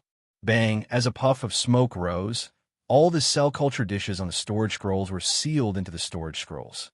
On the other side, Obsidian was doing the same thing. Both of them had a tacit understanding and did not interfere with each other. Instead, they searched for the items that they fancied, Uchiha clan grounds. After Jishue revealed his Manjikyu Sharingan, Patriarch Fuyue's ambition suddenly grew. However, Fugako also knows that Shirsue's attitude is obviously biased towards Konoha, and Uchiha Shinichi's whereabouts are unknown, so it's not a good time to provoke a rebellion. Even if they wanted to rebel, they had to at least convince Jishue and find Uchiha Shinichi. Only in this way can Uchiha concentrate the power of 3 pairs of Manjikyu Sharingan, destroy the village's top leaders in an instant, and seize the power of the village in one fell swoop, while the other ninja clans in the village were not able to react. After making up his mind, Fuyue stood his ground and ordered Jishue, "Go, bring Shinichi back safely." Jishui nodded excitedly. The support of the patriarch made him very happy, and also made him let out a long sigh of relief. After bowing to the people in the house again, Jishui promised, "Please rest assured, I will definitely bring Shinichi back." At this moment, an Uchiha Jonin rushed into the room with a panicked expression and shouted, "Something bad has happened. Hokage-sama has surrounded us with his people." What? Everyone in the house was taken aback. Jishui took a step forward and grabbed the collar of Uchiha Jonin excitedly and asked, "What nonsense are you talking about? How could Naruto-sama lead a team to surround us?" The Uchiha Jonin struggled to break free from Jishui's grip and shouted, "Go and see for yourself. There are Umbu all around. Is the village going to attack our Uchiha clan? Then what are we waiting for? Yes, let's do it. Let's fight with them. 3 generations is not a big deal. It's not like we don't have a chance of winning." The house that had just calmed down immediately became noisy again, and most of the people in the house fell into an indescribable fanaticism and excitement. As the patriarch, Fuyue still crossed his arms in front of his chest at this moment with a gloomy face and a thoughtful expression. Perhaps because of the awakening of the Manjikyu Sharingan, Fuyue is different from the people who are clamoring for a rebellion. His state of mind is very calm at this time. It is precisely because of the calmness of his mind that he quickly analyzed the intentions of 3 generations. If the elders of the village really want to attack the Uchiha clan, then the war has already broken out at this moment, and they will not allow the Uchiha clan to excitedly discuss whether to rebel or not. It seems that 3 generations just want to intimidate us and stabilize the situation. After thinking about this, Fuyue slowly stood up. Seeing Fuyue stand up, the eyes of all the Uchiha clan in the house fell on him, waiting for his order. Jishui also looked over. At this time his palms were full of sweat, and his heart was almost in his throat. He has made up his mind. As long as Fuyue give the order to rebel, he will immediately use Kotoemitsu Tsukumi on Fuyue, and then control Fuyue to cancel the order to rebel. Facing everyone's eyes, Fuyue said in a deep voice, "Let's go. Come with me to meet the 3 generations." Soon, Fuyue led a group of Uchiha clan to the outside of the clan. At this time, outside the Uchiha clan, hundreds of my ninjas and at least 15 Umbu squads have gathered. These my ninjas almost surrounded the Uchiha clan. It seems that as long as 3 generations Naruto gives the order, they will rush into the Uchiha clan. "You stay here, Jishui, come with me." After giving orders to the clansmen behind him, Fuyue only led Jishui and walked towards the 3 generations who were surrounded by a group of Umbu. After approaching, Fuyue asked, "Naruto-sama, what do you mean by this?" 3 generations' sharp eyes swept over Fuyue and Jishui and said, "You should have also received the news. Shinichi Uchiha has betrayed the village." Jishui hurriedly stepped forward and said, "Naruto-sama, please rest assured, I will go and bring Shinichi back now." 3 generations shook their heads. This is a special time. All members of the Uchiha clan are not allowed to leave the clan. Fuyue's eyes turned cold and he thought, it seems that the village also knows about Shinichi awakening the Manjikyu Sharingan. 3 generations Naruto has mobilized so many people to intimidate the Uchiha clan. Obviously, they have learned about the awakening of the Manjikyu Sharingan by Uchiha Shinichi through some channels. Otherwise, the betrayal of an ordinary Uchiha Shinichi would not cause such a big commotion. Jishui explained, "Naruto-sama, only I can bring Shinichi back." Chapter 116. Crack. After crushing the throat of the last Umbu ninja, Uchiha Shinichi looked coldly in the direction of the village. He didn't have anyone to assist him in this operation. Therefore, when he entered the root base, he didn't find the whereabouts of Danzo, so he had to make a big mess in the root base. And then, under the siege of a group of pursuers, he fought and retreated, and finally escaped from the village. Dropping his hand, he threw the body of the Umbu ninja aside. At this time, beside Uchiha Shinichi, there were 4 bodies of Umbu ninjas lying in disorder.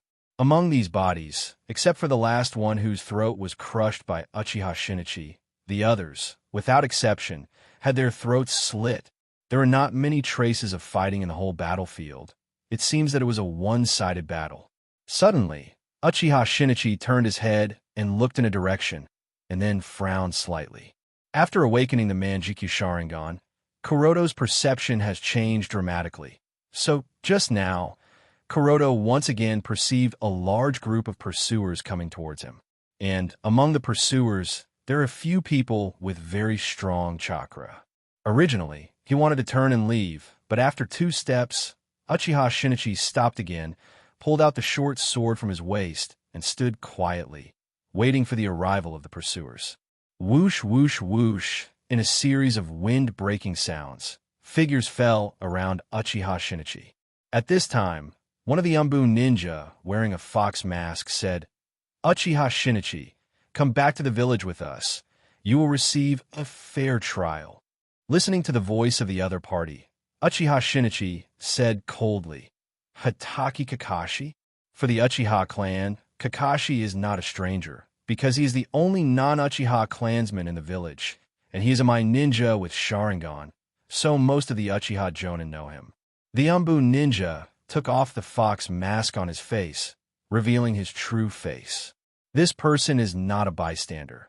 He is the captain of Umbu Team 11, Hatake Kakashi. After putting away the mask and putting on the my forehead protector, Kakashi said, "Shinichi, things are not irreparable. It's not too late for you to turn back now." Uchiha Shinichi glanced at the other Umbu ninjas around and asked with interest, "Are you the only one who came? Where are Hyojin and Jishuei?" Because of Jishuei, the composition of the Umbu Team 11 is not a secret in the Uchiha clan. Generally, after reaching the level of a Tokubetsu Jonin, the Uchiha clansmen will be informed of this information by the clan. And in the eyes of today's Uchiha Shinichi, a mere Kakashi is nothing. What he wants to defeat is the pride of the Uchiha clan, Uchiha Jishuei, and Hyojin who once defeated him. As for Guy, he has never put him in his eyes. Kakashi shook his head. They have other tasks. Kakashi lied because the 3 generations didn't summon Team 11 at all. Only him. So he is very clear that whether it is Jishuei or Hyojin, both of them are at home at the moment. Uchiha Shinichi curled his lips. It's a pity. I thought there would be a hearty battle. Seeing that Uchiha Shinichi has no intention of turning back, Kakashi frowned. He knows what the Manjikyu Sharingan means, so he tried to persuade him.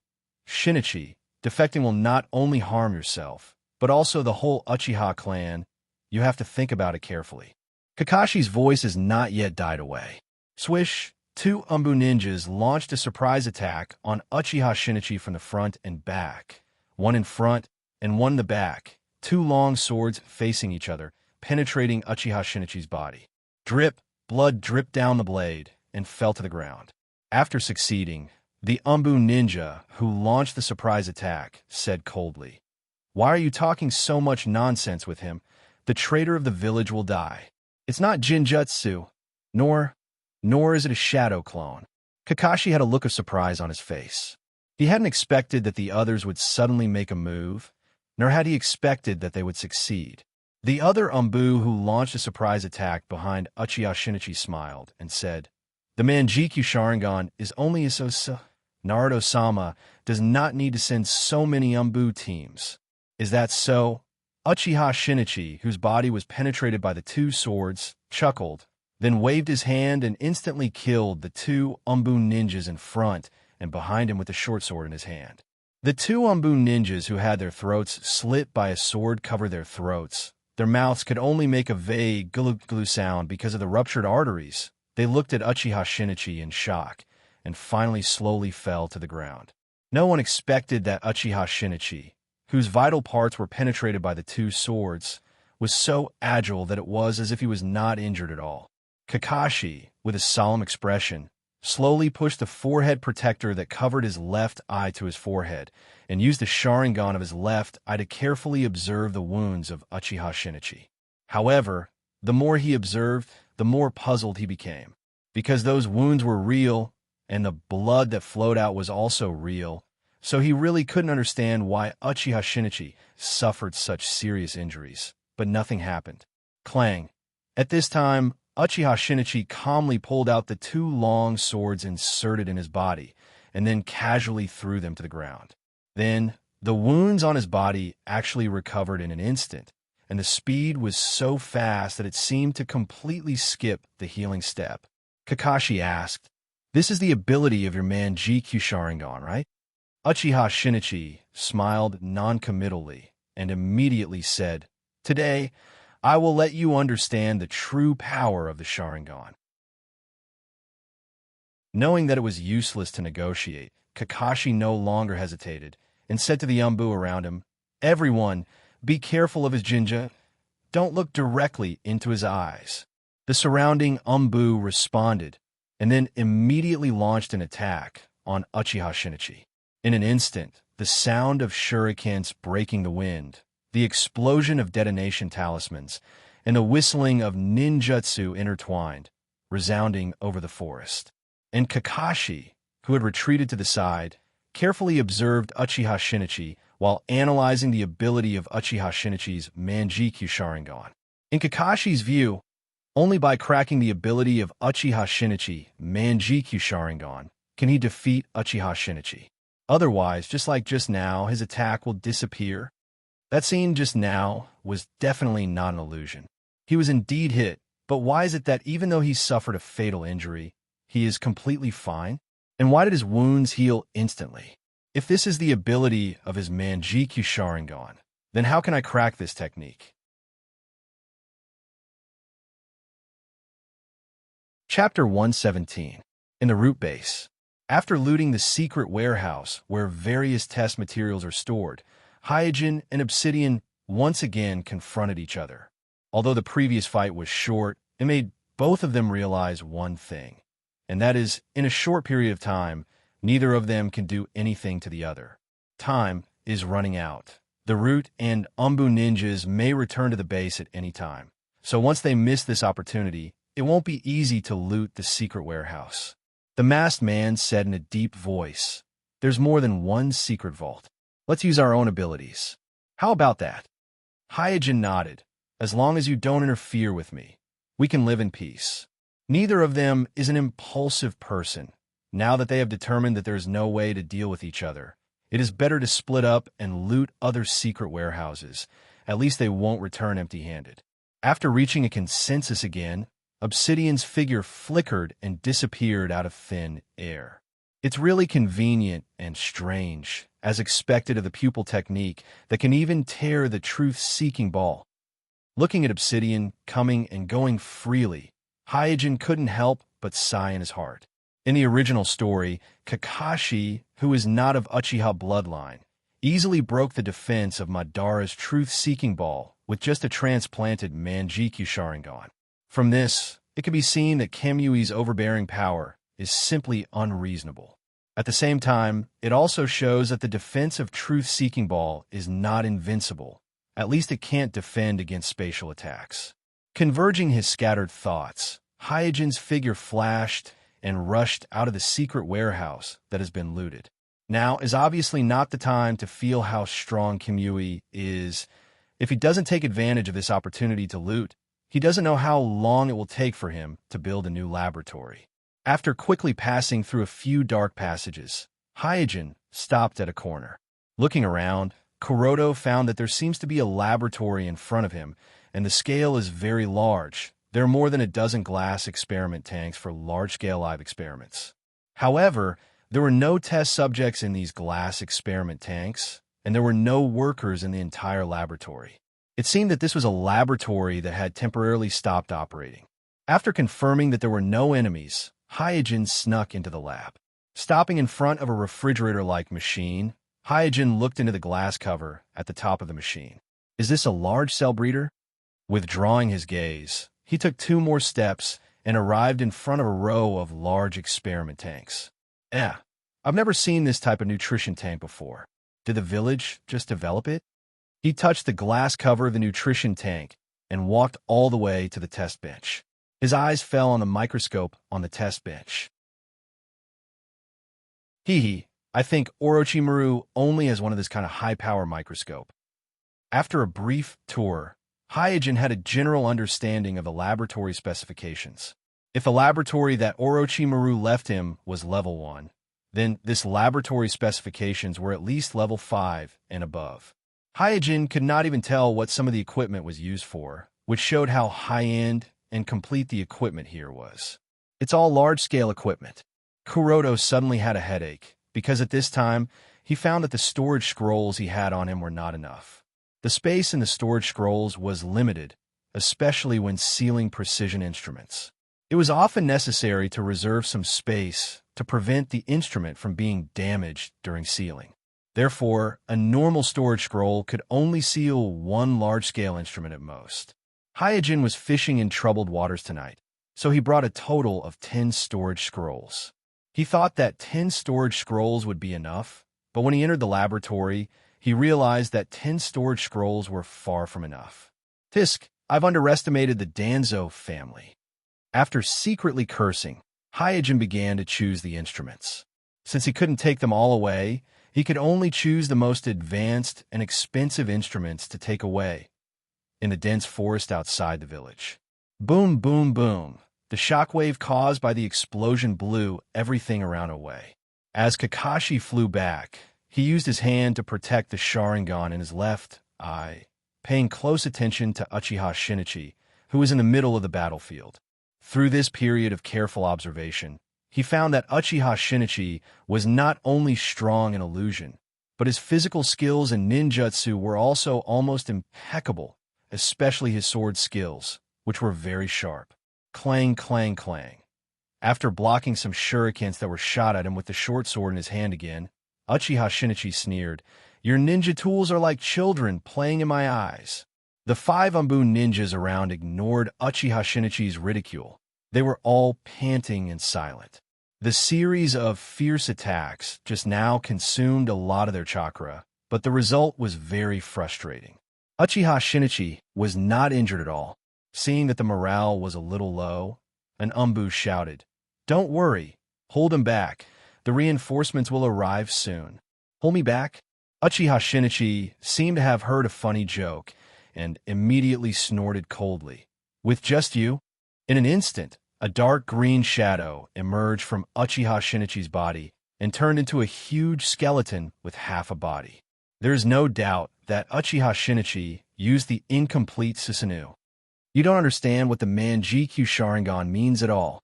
After saying that, he urged his Susanoo to wave his arm, and in an instant, the 5 Umbu ninjas around him were swept away. Kakashi, who was hiding in the dark, was shocked. After the 5 Umbu ninjas were sent flying, Uchiha Shinichi didn't attack them one by one, but glanced at the big tree where Kakashi was hiding and shouted, "Kakashi, come out and die." This kind of power is not something ordinary ninjas can resist at all. If all the members of Class 11 are here, maybe we can win, but if it's only me, it's impossible to defeat him. Drops of cold sweat slipped from Kakashi's forehead. He thought that the Manjikyu Sharingan in his left eye could more or less resist Uchiha Shinichi's Manjikyu Sharingan. But until Uchiha Shinichi used the Susanoo, he realized that he thought too much. Suddenly, Uchiha Shinichi's brows furrowed as he heard Kuroto's words. Then, he quickly deactivated the Susanoo, and without saying a word, he turned around and fled. He seemed to be in a hurry and was in a rather sorry state.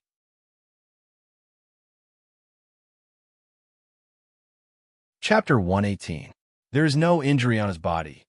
Chakra is also not weakened, then why? Why did he suddenly retreat? Kakashi did not rush to chase, but stared at the direction where Uchiha Shinichi left, trying to analyze the reason behind the sudden retreat of Uchiha Shinichi.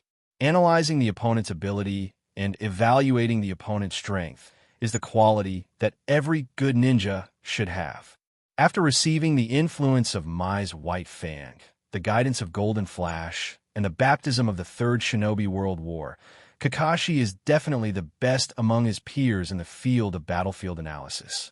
He did not choose to chase, not because of cowardice, but because he knew that he could not break Uchiha Shinichi's Susanoo, even if it was a surprise attack, in the face of Uchiha Shinichi's strange recovery ability, he was not sure if his Chidori would be able to succeed.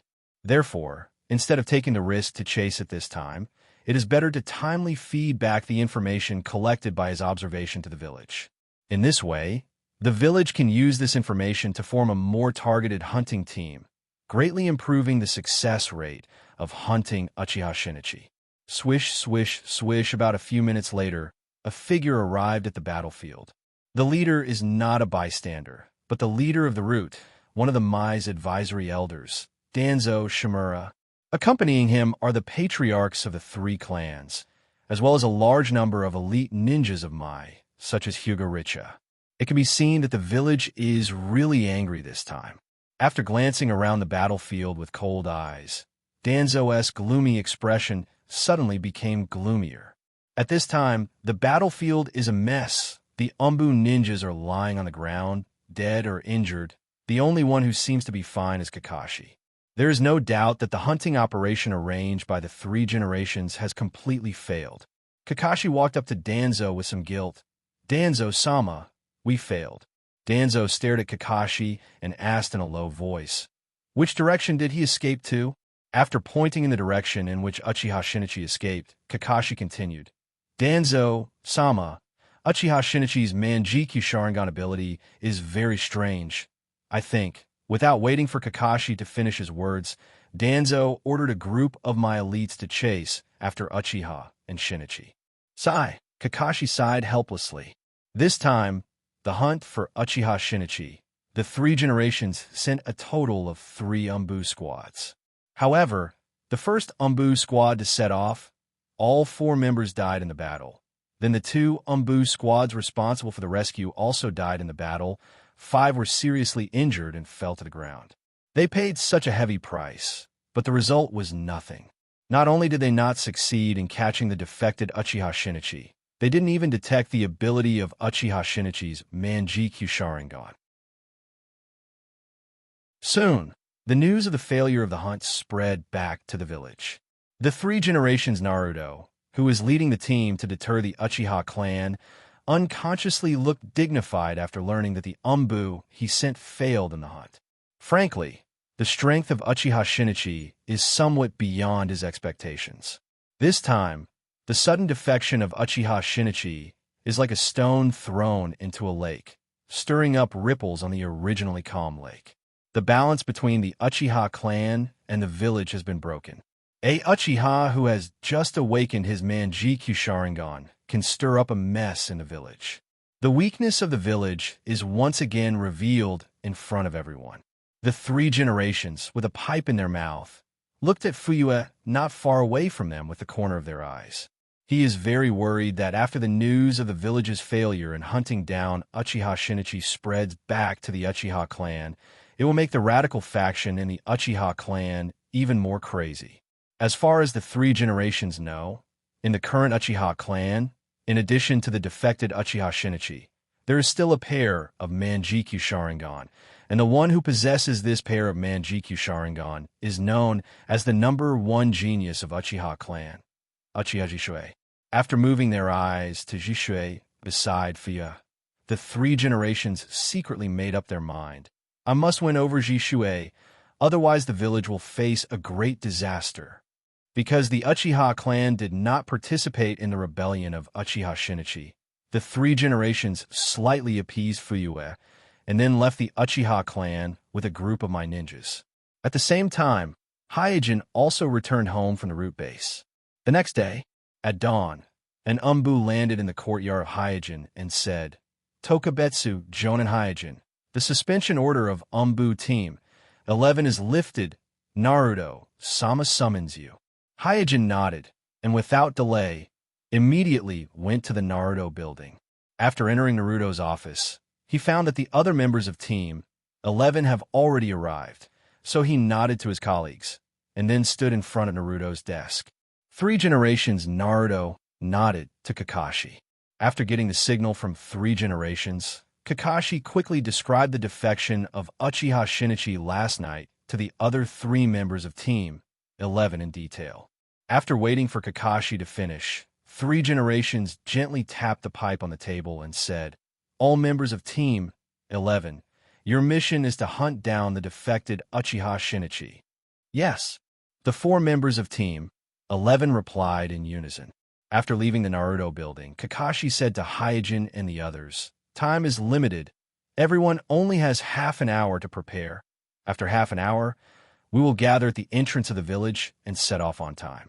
As for the information about Uchiha Shinichi, I will explain it to you in detail on the way." The four nodded and then went back to their homes to prepare. After returning home, Hyojin was packing his luggage while thinking to himself, what is the relationship between Uchiha Shinichi and Obsidian? Through the information obtained from Naruto's office, Hyojin learned that Uchiha Shinichi failed to find Danzo last night. Because of this, Hyojin began to suspect the relationship between Uchiha Shinichi and Obsidian. Obsidian not only can freely enter and exit the village, but his Jetsu is also an expert in gathering information. If Obsidian and Uchiha Shinichi are in a cooperative relationship, then there is no reason why Uchiha Shinichi couldn't find traces of Danzo. Could it be that Uchiha Shinichi is acting recklessly on his own? For a moment, this thought flashed in Hyojin's mind, although he doesn't know whether this guess is accurate or not. But adhering to the principle of being prepared, Hyojin brought a container full of nutrient solution in his ninja bag. If Uchiha Shinichi's defection was purely his own doing, then the chance of catching him is very high. Chapter 119. In less than 20 minutes, all the members of Team 11 gathered at the entrance of the village. The first to arrive was not Captain Kakashi, but Jishuei. This time, Uchiha Shinichi's defection. Jishuei has always felt that he is responsible for it. So last night, he made up his mind to bring back Uchiha Shinichi safely, even if he has to use Kotoeme Tsukumi. But he never thought that before he could go out, 3 generations would stop him in the clan's land. After receiving the news that the suspension of Team 11 has been lifted this morning, he was overjoyed. Although he doesn't know why 3 generations suddenly restored his identity as an Anbu, but for him, it doesn't matter. The only thing he cares about is whether or not Uchiha Shinichi can be saved. Kakashi put on a rare serious look and said to everyone, "I'm afraid this mission will be very dangerous. Please stay vigilant." At this time, Jishuei bowed to everyone and said, "I'm sorry, our Uchiha has caused you trouble." Guy laughed heartily and said, "We are all companions. Don't be so polite. Don't worry, we Team 11 will definitely be able to complete the mission smoothly." Hyojin said lightly, "If you have anything to say, say it on the way." Everyone nodded and no longer delayed. They immediately set off. On the way, Kakashi told the whole story of the fight with Uchiha Shinichi yesterday, and then emphasized he can summon a huge chakra phantom in the shape of a skeleton. It's very difficult to deal with. Jishuei replied calmly, "It's a kind of Manjikyu Sharingan jutsu. It's called Susanoo." Kakashi was startled. Susanoo? Although Jishuei has used Susanoo several times before, it was either to deal with the demon Morio in a closed cave, or to deal with the Cloud Ninjas after Kakashi fainted and was taken away by Guy. So Kakashi has not seen Jishuei use Susanoo with his own eyes, and Jishuei has not mentioned Susanoo to him. Therefore, when he heard Jishuei say that Susanoo is a Manjikyu Sharingan jutsu, Kuroda was stunned for a moment, because he also has a Manjikyu Sharingan. Seeing Kakashi being distracted, Jishuei thought that he was worried about Uchiha Shinichi's Susanoo, so he said, "Don't worry, I can also use Susanoo." Then it's easy. After confirming that there is also a companion on his side who can use Susanoo, Kakashi breathed a sigh of relief. At this time, he felt that letting Uchiha deal with Uchiha Sharingan is the right way. After a pause, Kakashi also mentioned Uchiha Shinichi's strange recovery ability. Jishuei heard this and immediately fell into silence. In the thousands of years of history, the Uchiha clan has developed many strange forbidden jutsu and awakened many Manjikyu Sharingan with different abilities. So for a while, he can't tell what kind of ability Shinichi Uchiha's Manjikyu Sharingan is. On the side, Hyojin is also silently analyzing the ability of Uchiha Shinichi's Manjikyu Sharingan. The so-called Sharingan is the pupil that portrays the soul, so the awakening of the Manjikyu Sharingan is not completely untraceable.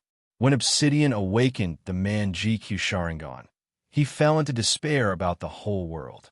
Hugging Lin's body, he wanted to escape from the truth in front of him, so he awakened the Kamui space that can escape from everything. When Jishui awakened the Manjikyu Sharingan, the conflict between Uchiha and the village became more and more intense. So he was eager to change the will of the people and let everyone reconcile. So he awakened the Kodoemitsu Tsukumi that can control the will of the people. When Itachi awakened the Manjikyu Sharingan, the relationship between Uchiha and the village had reached the point where one side must be destroyed, so he awakened the Amaterasu that could destroy everything in one eye, and he still had a trace of fantasy in his heart. And the other, I awakened the Tsukuyomi that can reconstruct the virtual world. When Sasuke awakened the Manjikyu Sharingan, his mind and body were swallowed by the idea of revenge, so he awakened the Amaterasu and the earth life that can control the black flames.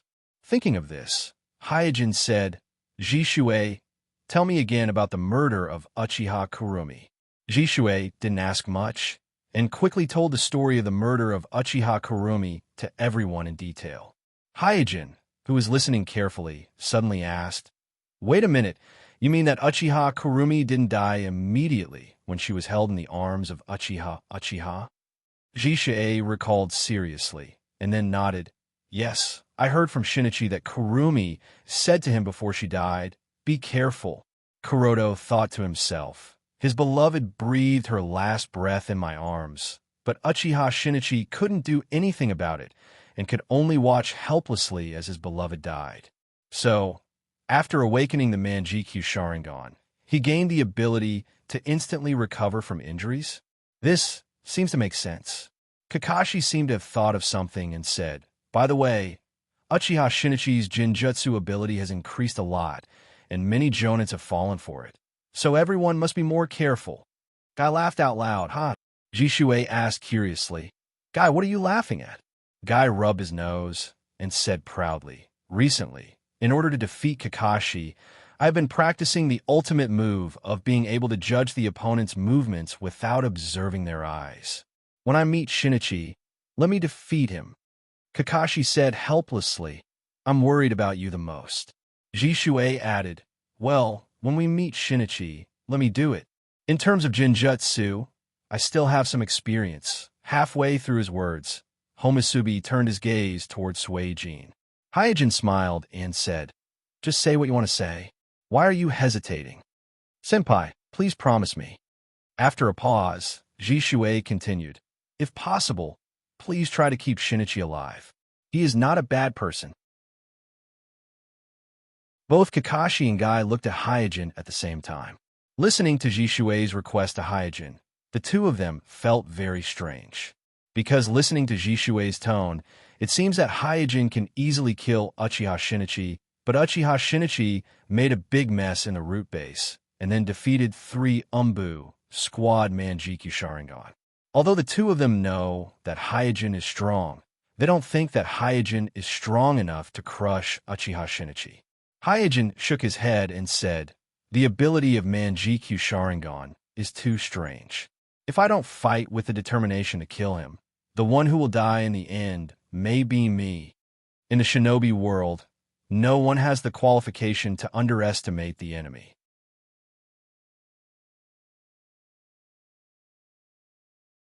Chapter 120. After removing the small letter tube from the communication eagle, Kakashi opened the letter and looked at it, and suddenly frowned. Jishui quickly asked, "Did Danzo-sama catch up with Shinichi?" Kakashi shook his head and handed the letter to the anxious Jishui while saying to everyone, "Danzo-sama and the others were led away by Shinichi, Sama's shadow clone, so they couldn't catch up with Shinichi." Jishui heard this and breathed a sigh of relief. Uchiha-sama Shinichi not only made a big mess at the root base, but also slapped the face of Danzo, causing the prestige of Danzo in the village to suffer a great blow.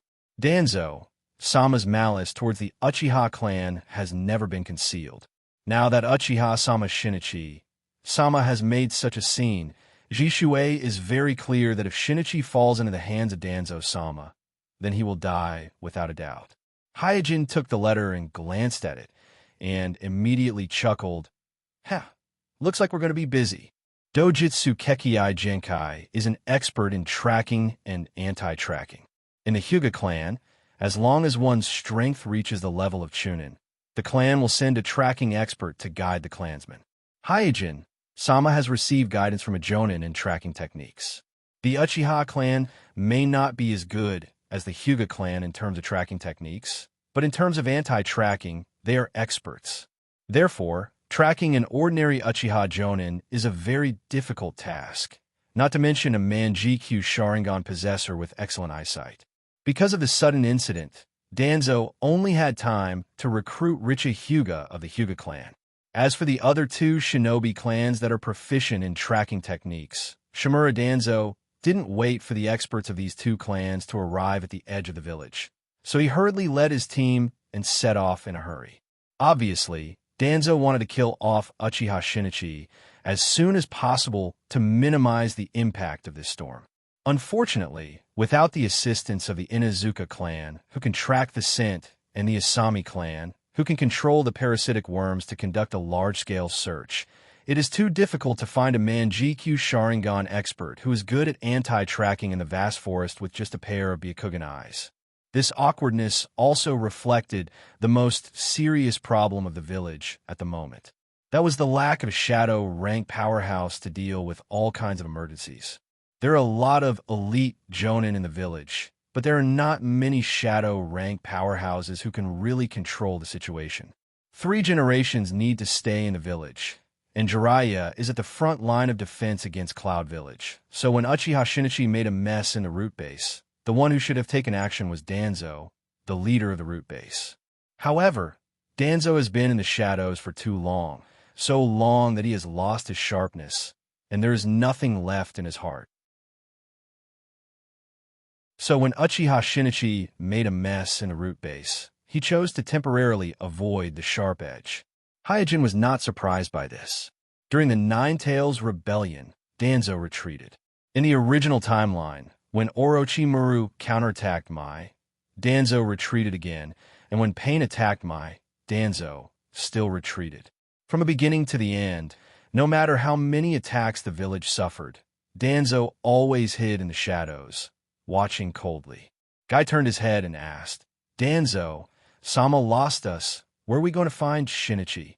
Kakashi did not answer, but directly printed, "Psychic art." Bang! When the white smoke dissipated, 8 ninjas of different sizes appeared in front of everyone. At this time, Kakashi took out a piece of bloodstained cloth and handed it to the ninjas and said, "Please help me find the owner of this smell." This piece of cloth was found by Kakashi last night when he was cleaning the battlefield.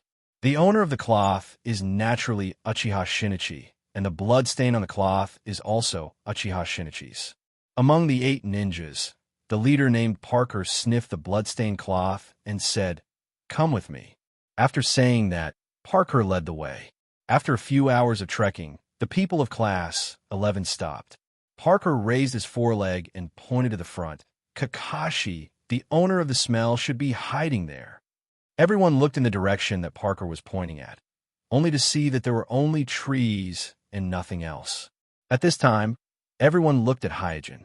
Hyojin, who has activated Byakugan, looked around and shook his head. "There's only a tree hole. There seems to be something left inside, but Shinichi is not inside." When everyone came to the tree hole, they were all surprised. The cave was filled with blood stains and congealed blood stains. Blood-stained bandages were strewn all over the ground. It was as if a heavily injured person had bandaged his wounds here. Shursui had a puzzled look on his face. Is he really that badly injured? But didn't the Danzo-sama fail to find him? Kakashi turned his head and confirmed with Parker. "Does the smell in this hole match the smell on the cloth?" Parker sniffed and said, "It's definitely the same." Hyojin squatted on the ground and said lightly, "The blood stains on the ground have solidified and turned black. This shouldn't have happened today. It should have happened last night." Jishui asked with a solemn expression, "Is there another group of people chasing Shinichi?" I can't rule out this possibility. After a pause, Hyojin asked Kakashi, "Are you sure that Shinichi was not injured when he retreated?" Kakashi replied, "During the battle, he was indeed fatally injured several times, but he quickly recovered. There is not even a scar on his wounds." For Kakashi, who has a Manjikyu Sharingan, his perception of subtle details is not much worse than Hyojin and Jishuei. What's more, he was concentrating on observing Uchiha and Shinichi at that time, so no detail escaped his eyes. He was not injured when he retreated, and the subsequent pursuit of the village was also shaken off by him using the shadow clone technique. So how did he suffer such heavy injuries? Is there really a third force involved? Is it the obsidian Shinichi? Or is it someone else? Hyojin supported his chin with one hand and thought quietly. In his opinion, if it was the obsidian Shinichi, Uchiha and Shinichi would have either been killed directly or escaped directly, and such a fierce battle should not have happened. This is not in line with the obsidian Shinichi's fighting style. Unless Shinichi can force the obsidian Shinichi to use wood release. Hyojin quickly shook his head and drove this absurd idea out of his mind. First, Obsidian does not need to fight with Uchiha and Shinichi. Second, Obsidian, who has been pretending to be Madara, will not expose his wood release for Uchiha and Shinichi.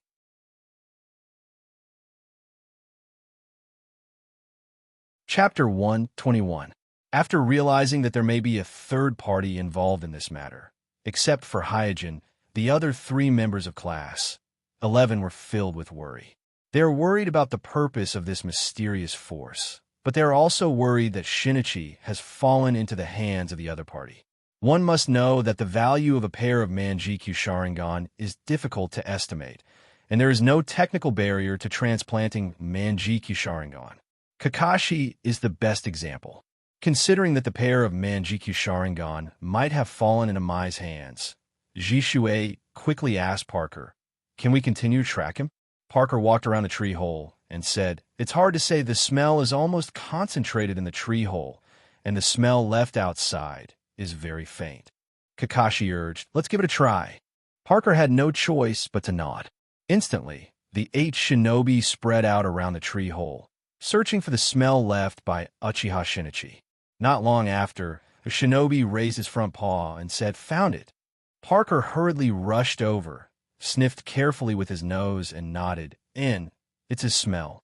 After discovering the whereabouts of Uchiha Shinichi again, Class 11 didn't delay and immediately followed him. Walking and stopping along the way, the day passed quickly. In the campsite, the 4 members of Class 11 sat together and carefully studied the map. Drawing a line on the map with his finger, Kakashi said, "Judging from the route Shinichi escaped, his destination seems to be the land of hot water, land of moon, and land of lightning." Staring at the map, the other 3 members of Class 11 fell into silence. For Class 11, who had experienced the battle in the valley, they're too familiar with this area, so they know very well what this area means. If Uchiha Shinichi is only hiding in a land of hot water and land of moon, then everything will be fine. But if Uchiha Shinichi defected to Cloud Village, then there will be a lot of trouble. As a Tokubetsu Jonin, Uchiha Shinichi knows many secrets of the village. Plus, he is a member of the Uchiha clan, so he is very clear about the conflict between the Uchiha clan and the village. In other words, putting aside his value as a Manjikyu Sharingan, just the leak of the information he has is a huge problem for the village. After pondering for a long time, Jishuei said, "We must stop him in the land of fire." Guy also nodded in agreement. "Well, we can't let him make the same mistake again." Kakashi said, "I'll send a message to Lord Jiraiya at the border and have them prepare to intercept." Suijin was silent, thinking in his heart, does he want to defect to Kumo and go to Kumo? Will Cloud Village take him in? Will Cloud Village dare to take him in? If Cloud Village takes in Uchiha Shinichi, then the ongoing peace talks will be meaningless. This also means that Mai and Cloud Village will once again enter a state of war, and this time, Mai has no way to retreat, so he can only bite the bullet and fight to the end. However, considering the shamelessness of Cloud Village, They may secretly take an Uchiha Shinichi, but on the surface, they don't know anything about it. After all, they have sent people to Mai's village twice to kidnap children. Others may not be able to do such a thing, but they definitely can. The next day, before dawn, Team 11 set out again. Originally, Seiji thought that this would be a simple mission to capture a traitorous ninja, but with the involvement of a mysterious third party, as well as the possibility that Shinichi's target might be Cloud Village, things became much more complicated. The 4 members of Team 11 understood that if they can't quickly capture Uchiha Shinichi, things are likely to develop to the point of a shinobi war. After tracking for a long time, Hyojin frowned. This is too abnormal. Guy said, yes, if Shinichi is really seriously injured, how can his speed be so fast? This doesn't make sense at all. Jishuei said, don't worry about it. Keep chasing. Now is not the time to worry about this problem. Anyway, when they catch up with Uchiha Shinichi, everything will be revealed. In the evening, the sun gradually set, leaving only a trace of sunset glow hanging on the horizon. At this time, Parker, who has been tracking for a whole day, suddenly said, the smell is getting stronger and stronger. He is not far ahead. Hearing this, everyone in Team 11 raised their vigilance. Although they are happy that they have intercepted Uchiha Shinichi in the territory of the Land of Fire, but at the same time, it also means that a war is inevitable, and considering that there may be a third party involved, the 4 members of Team 11 didn't show any joy. Suddenly, Hyojin shouted, everyone be careful. Boom, boom, boom. Just as Hyojin's voice fell, a series of explosions occurred around them. Jumping on the trunk of a big tree, Hyojin activated Byakugan and focused his attention on the surroundings. The explosion just now was caused by the detonation talismans. These detonation talismans are obviously specially processed, and Chakra's reaction is very small, so only when they got close did Hyojin notice it. The other party knows that I have Byakugan. This is a targeted ambush. In just an instant, Hyojin judged the situation in front of him. The only thing he can't determine is whether these people are here to rescue Uchiha Shinichi or to deal with the mysterious third party behind Uchiha Shinichi. At this time, the smoke and dust caused by the explosion of the detonation talismans has not yet dissipated. In order to avoid the explosion of the detonation talismans, the 4 members of Team 11 scattered in all directions. Although the distance between each other is not too far, the team formation that was used to cover each other has disappeared. In the field of vision of Hyojin's Byakugan, a large number of Chakra's reaction talismans surrounded them from all directions, and judging from the amount of Chakras, they are all Jonin-level experts. Hyojin's expression became serious, and quickly shouted to the scattered members of Team 11, everyone be careful. The other party has a lot of people, and all of them are Jonin-level experts. Just after warning his teammates, Hyojin heard a burst of wind-breaking sound. Judging from the sound alone, he could guess that these sounds were all made by the flying kunais, and they were not ordinary kunais. They should all be kunais with detonation talismans tied around them. With a flash, Hyojin easily avoided these kunai. Accompanied by a series of deafening explosions, he quickly retreated to a relatively open space. At this time, a figure blocked Kuroto's path. It was none other than Uchiha Shinichi, whom Team 11 had been pursuing for a long time. Hyojin curled his lips. You appeared in front of me alone. Don't tell me you want to fight me one-on-one.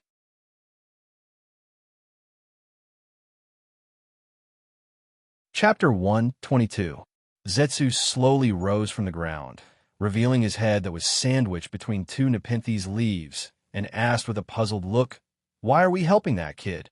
Last night, the reason why the Danzo team failed to catch up with Uchiha Shinichi is that, in addition to Uchiha Shinichi's superb anti-tracking skills, Zetsu and Obsidian also contributed a lot. Otherwise, Shinichi alone may not be able to get rid of the Danzo's pursuit overnight. Obsidian, who was standing quietly with his hands hanging down, muttered, is a useful chess piece. Zetsu said disapprovingly, but we have lost control of him. No. Shaking his head, Obsidian said flatly, as long as he is alive, it is enough. Obsidian is very clear about the contradiction between the Uchiha clan and the village. So as long as Uchiha Shinichi Uchiha is still alive, the Uchiha clan and the village will never forget this rift. Zetsu said, Maya sent more than one team to pursue him. It is difficult to say whether he can successfully defect or not. Obsidian glanced at Zetsu and asked, Didn't I tell you to let your clone monitor him? Zetsu shrugged. His perception is very strong. My clone can't get close to him. After awakening the Manjikyu Sharingan, Shinichi Uchiha's perception has been greatly improved, even surpassing many perception-type ninjas, making it difficult for Zetsu to monitor him. Keep an eye on him. Now is not the time for him to die. Saying that, Obsidian suddenly remembered the mysterious person he encountered at the root base, and his face sank. Noticing Obsidian's emotional fluctuations, Zetsu asked curiously, What's wrong? Obsidian said, Last night at the root base, I met a mysterious man. He was very strong. I fought with him for a few rounds, but I didn't get the upper hand. Mai has such an expert. When Ju heard this, he was quite surprised. Obsidian said, As far as I know, apart from the few old men and Jiraiya, there shouldn't be such an expert in the village. But for some reason, that person gave me a very familiar feeling. Familiar? After a pause, Ju asked, Do you know him? Obsidian shook his head. Among the people I know, there shouldn't be such an expert. When he left the root base, Obsidian had carefully thought about it. Among the people he knew, except for 4 generations Naruto, no one else had the strength of the mysterious person. Even Kakashi, who had his left, I was no exception. But what made him most afraid was the faint self-confidence of the mysterious person. This kind of self-confidence he had only seen in 4 generations Naruto. Ju chuckled and said, To be able to make you feel afraid, I am also a little curious about that person's identity. Boom, boom, boom. The sound of explosions in the distance was still lingering. Just by listening to the movement, Hyojin could tell that his companions from Class 11 were engaged in a fierce battle over there. On the opposite side, Shinichi Uchiha pulled out a short knife from his waist, waved it in the air, and said, Hyojin, I actually don't hate you, but I can't let go of the regret of losing to you. Hyojin lightly said, We all underestimated you. To be able to sneak into the land of fire with such a large number of shinobi, the identity of the other party was actually obvious from the moment they fought. And from the fact that Kyumo sent elite shinobi to cooperate with Shinichi Uchiha to ambush Class 11, Hyojin concluded that before Shinichi Uchiha defected, he had already colluded with Kyumo. Otherwise, Kyumo wouldn't have had enough time to send elite Shinichi Uchiha Shinichi. Hyojin secretly speculated it should be a spy from Kyumo lurking in the village who instigated Uchiha Shinichi. This Kyumo spy not only understood the resentment of Uchiha Shinichi towards the village, but also managed to get close to Shinichi Uchiha without being noticed. The identity of this person is definitely not ordinary. Suppressing his thoughts, Hyojin slowly pulled out the Kusanagi from his waist. Maru said, Let's find another place. I can't use it here. Shinichi Uchiha was startled when he heard Maru's words, but immediately smiled and said, No need. I don't need much time to deal with you now. Hyojin didn't pay attention to him. Instead, he looked for a direction with no one and flew away. Oh, don't you feel embarrassed showing such an ugly appearance? After chuckling, Shinichi Uchiha chased after Kuroto. Whether it is Hyojin or Uchiha Shinichi, both of them are extremely fast, so it didn't take long for them to be far away from the ambush point of Kyumo, and the rumbling of explosions could no longer be heard. Shinichi Uchiha asked impatiently, Hey, how long are you going to run? Hyojin said without looking back, I don't want to run. I just want to find a place where there is no one around to kill you. Shinichi Uchiha snorted. Stupid guy, you don't understand the meaning of Manjikyu Sharingan. The Byakugan of your Hyuga family is not worthy of being called Sharingan. Hyojin looked back at Uchiha Shinichi coldly, then stopped. Shinichi Uchiha also stopped, waving the katana in his hand, and said with emotion, When I awaken the cursed eyes, I am different from you. Seeing that Shinichi Uchiha was completely immersed in his own intoxication, Hyojin didn't know whether to laugh or cry. But it's not that he can't completely understand Uchiha Shinichi. After all, Uchiha just awakened the Manjikyu Sharingan, especially killing the root and Umbu. Like killing chickens and dogs, it's inevitable that his confidence is inflated. This is an opportunity. Hyojin didn't miss the opportunity. He secretly used Rain Will to pull Uchiha Shinichi towards him, while holding the poisonous grass in his hand. Maru rushed forward. The Manjikyu Sharingan's pupil technique is too strange. If he can sneak attack, it's better to sneak attack. Whoosh! Suddenly, Shinichi Uchiha was stabbed in the heart by Hyojin. Looking down at the grass that pierced his heart, Maru Uchiha Shinichi asked in confusion, "What was that move just now?" Kuroto didn't feel the slightest joy at the success of his attack and immediately retreated. Then, he found that, as Kakashi said, the wound on Uchiha Shinichi's chest quickly healed. If it wasn't for the sore mark on his clothes, he wouldn't even be sure if he really stabbed Uchiha Shinichi just now. Is it an illusion? No, even if my Tenseigan can't resist, the dragon vein will wake me up.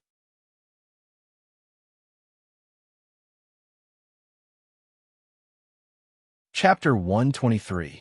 If it's not an illusion, then why is my attack ineffective? Holding grass? Pill. Hyojin thought about it.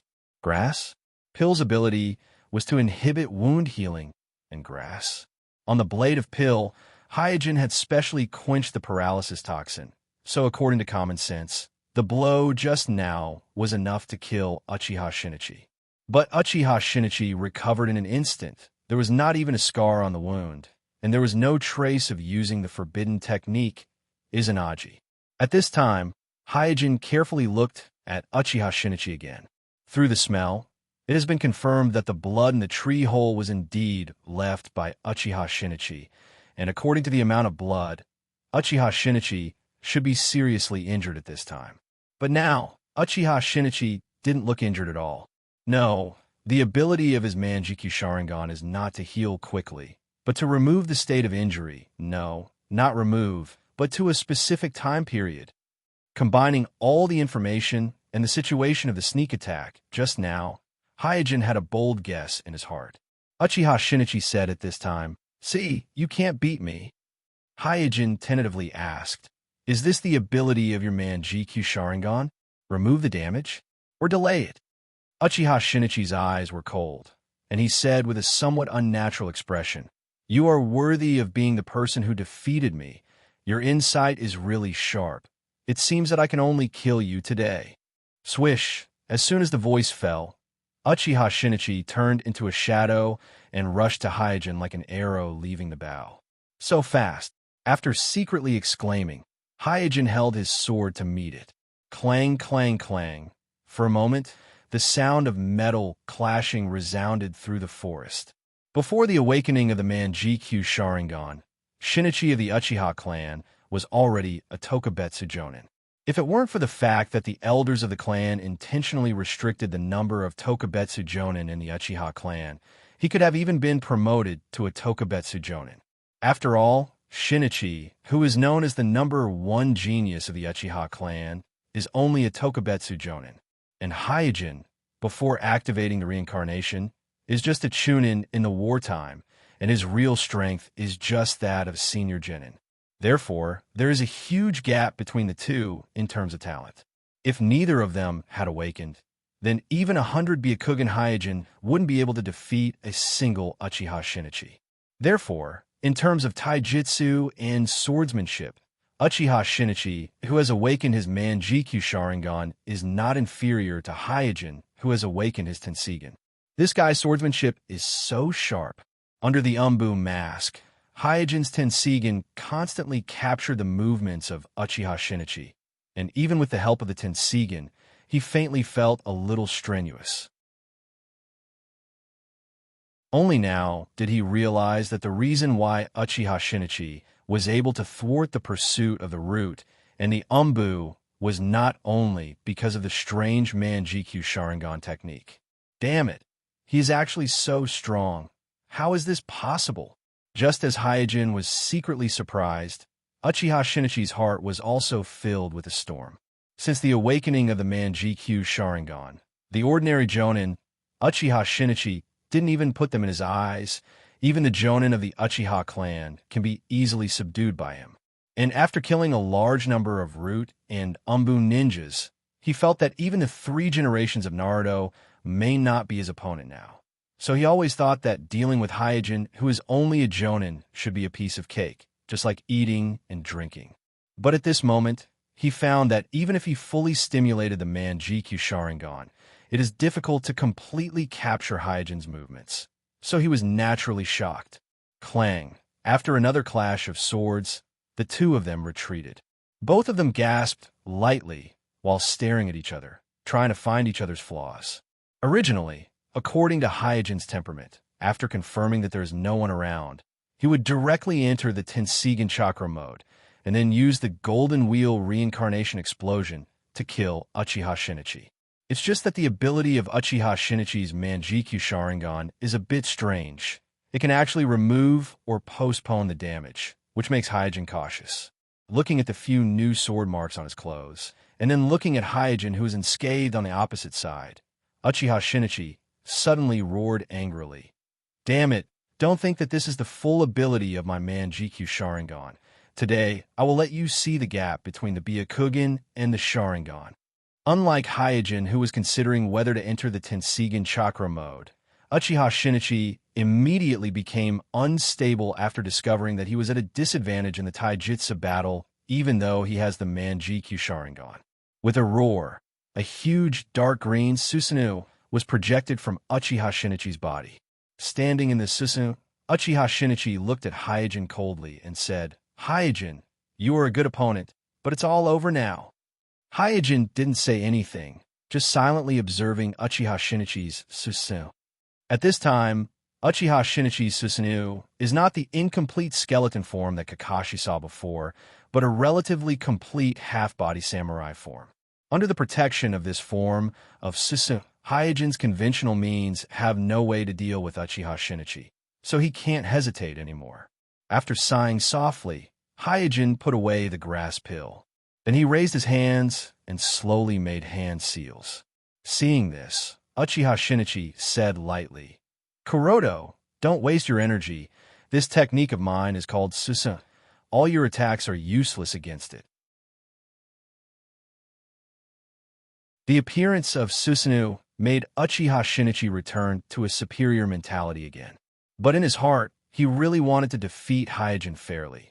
But he found that he couldn't win against Hyojin with conventional means, and Hyojin guessed a little bit of his Manjikyu Sharingan ability. So he had to use Susanoo. Hua! As Hyojin finished the hand seals, the sky blue Tenseigan chakra instantly wrapped his body and gently lifted him into the air. You? This? Looking at Hyojin entering the Tenseigan chakra mode, Uchiha Shinichi was stunned. Golden Wheel Reincarnation Explosion. With a cold voice, a dazzling golden sword of more than 10 meters long appeared in Hyojin's hand.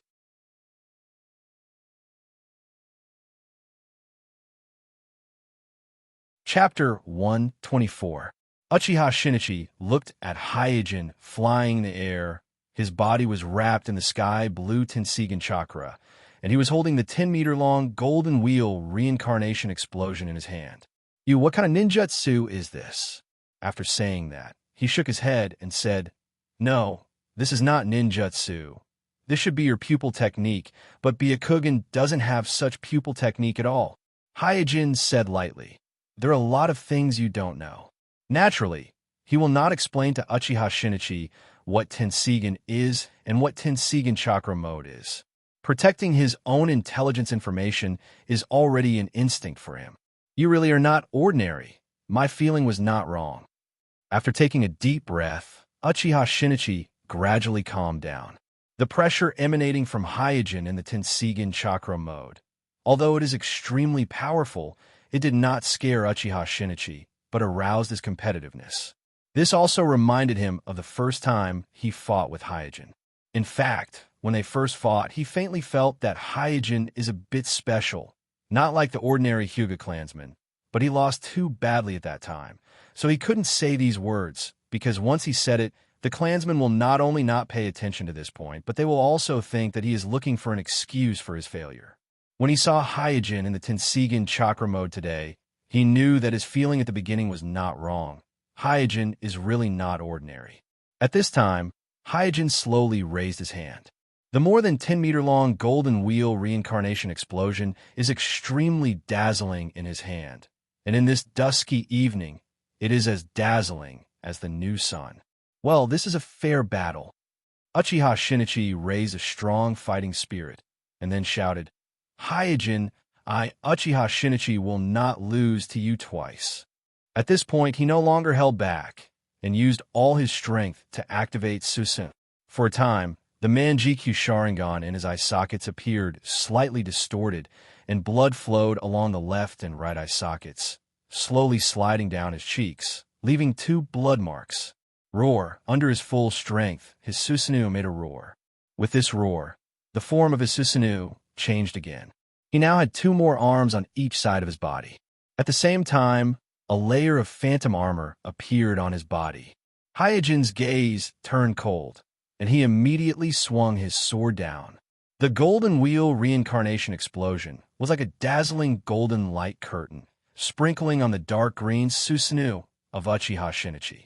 At the same time, Uchiha Shinichi's Susanoo raised its 4 arms at the same time, firmly guarding in front of its body. Swish, with a sharp whistling sound, Hyojin's golden wheel reincarnation explosion slashed onto Uchiha and Shinichi's Susanoo. He blocked it. Seeing that the golden sword couldn't cut through his Susanoo, Uchiha Shinichi was overjoyed. Crack! But before he could smile all over his face, there was a shattering sound coming from his Susanoo. Then the huge dark green Susanoo, like a broken eggshell, shattered inch by inch, starting from the 4 arms and extending all the way to the body. Taking advantage of the gap between the Susanoo's shattering, Uchiha Shinichi's figure flashed and jumped out of the Susanoo. As soon as he escaped, Hyojin's golden wheel reincarnation explosion completely smashed his Susanoo, cutting his huge Susanoo in half. Cough! Cough! At the moment when Susanoo was smashed, Uchiha Shinichi, who had just escaped, coughed up a large mouthful of blood. At this time, he looked up at Hyojin in shock and murmured, This! How is this possible? His Susanoo was smashed. At this moment, he even wondered if he was under some kind of illusion, because in his mind, Susanoo, which is rooted in the Manjikyu Sharingan, is a symbol of invincibility, an absolute defense that cannot be broken. In mid-air, Hyojin's expression was still calm. This time, he only used 1 truth-seeking ball for the golden wheel reincarnation explosion, and in order to avoid leaving too deep a sword mark on the ground, he also specially suppressed the power of golden wheel reincarnation explosion. So it's not surprising that he couldn't instantly smash the incomplete Susanoo of Uchiha Shinichi. Glancing sideways at the battlefield in the distance, Hyojin secretly said, I have to finish this quickly. Although he led Uchiha Shinichi to a remote jungle, their movement here was still too big, so Hyojin noticed that there were ninjas of Cloud Village coming here. Uchiha Shinichi, who was coughing up blood, roared, Damn it! Where are you looking? I haven't lost yet. Soon, another dark green Susanoo was projected from his body and immediately waved its 4 arms to attack Hyojin in midair. Boom! Boom! Boom! Susanoo was like a real giant with infinite strength. In just a moment, it turned the jungle upside down. At the same time, on another battlefield, Jishui, who was surrounded by more than a dozen Cloud Jonin, looked anxiously at the direction where Hyojin and Uchiha Shinichi were fighting. Although he is not a perception-type ninja, he still sensed the chakra reaction of Uchiha Shinichi's Susanoo, and knew that Uchiha Shinichi has used this Manjikyu Sharingan technique. He understood the power of Susanoo, but he was not worried about Hyojin's safety, because in his mind, Hyojin, who was able to destroy the entire valley and hundreds of Cloud Ninjas with a single blow, has already surpassed the level of the Manjikyu Sharingan, and is undoubtedly the strongest ninja of the new generation of Mai. Therefore, what he was worried about was precisely Uchiha Shinichi, who had used Susanoo. He didn't want to see this elite Uchiha who had just awakened the Manjikyu Sharingan die in the hands of his own people. At this moment, a figure slowly walked out of the forest. Jishui stared at the figure, and when he saw the appearance of the person, his face immediately sank. The figure that slowly walked over was not a bystander. It was the second Jinchuriki of Cloud Village, Yujito Ni. As Yujito Ni walked over, she gritted her teeth and said, "Humph, my Ambu team. 11, this time I finally caught you." Jishui immediately asked, "You have violated the truce agreement." "Truce agreement?" With a cold smile, Yujito Ni continued, "Last time, if it weren't for you little mice playing tricks behind the scenes, Ma would have already been captured by us." As soon as Yujito Ni's voice fell, a dazzling golden light flashed in the sky.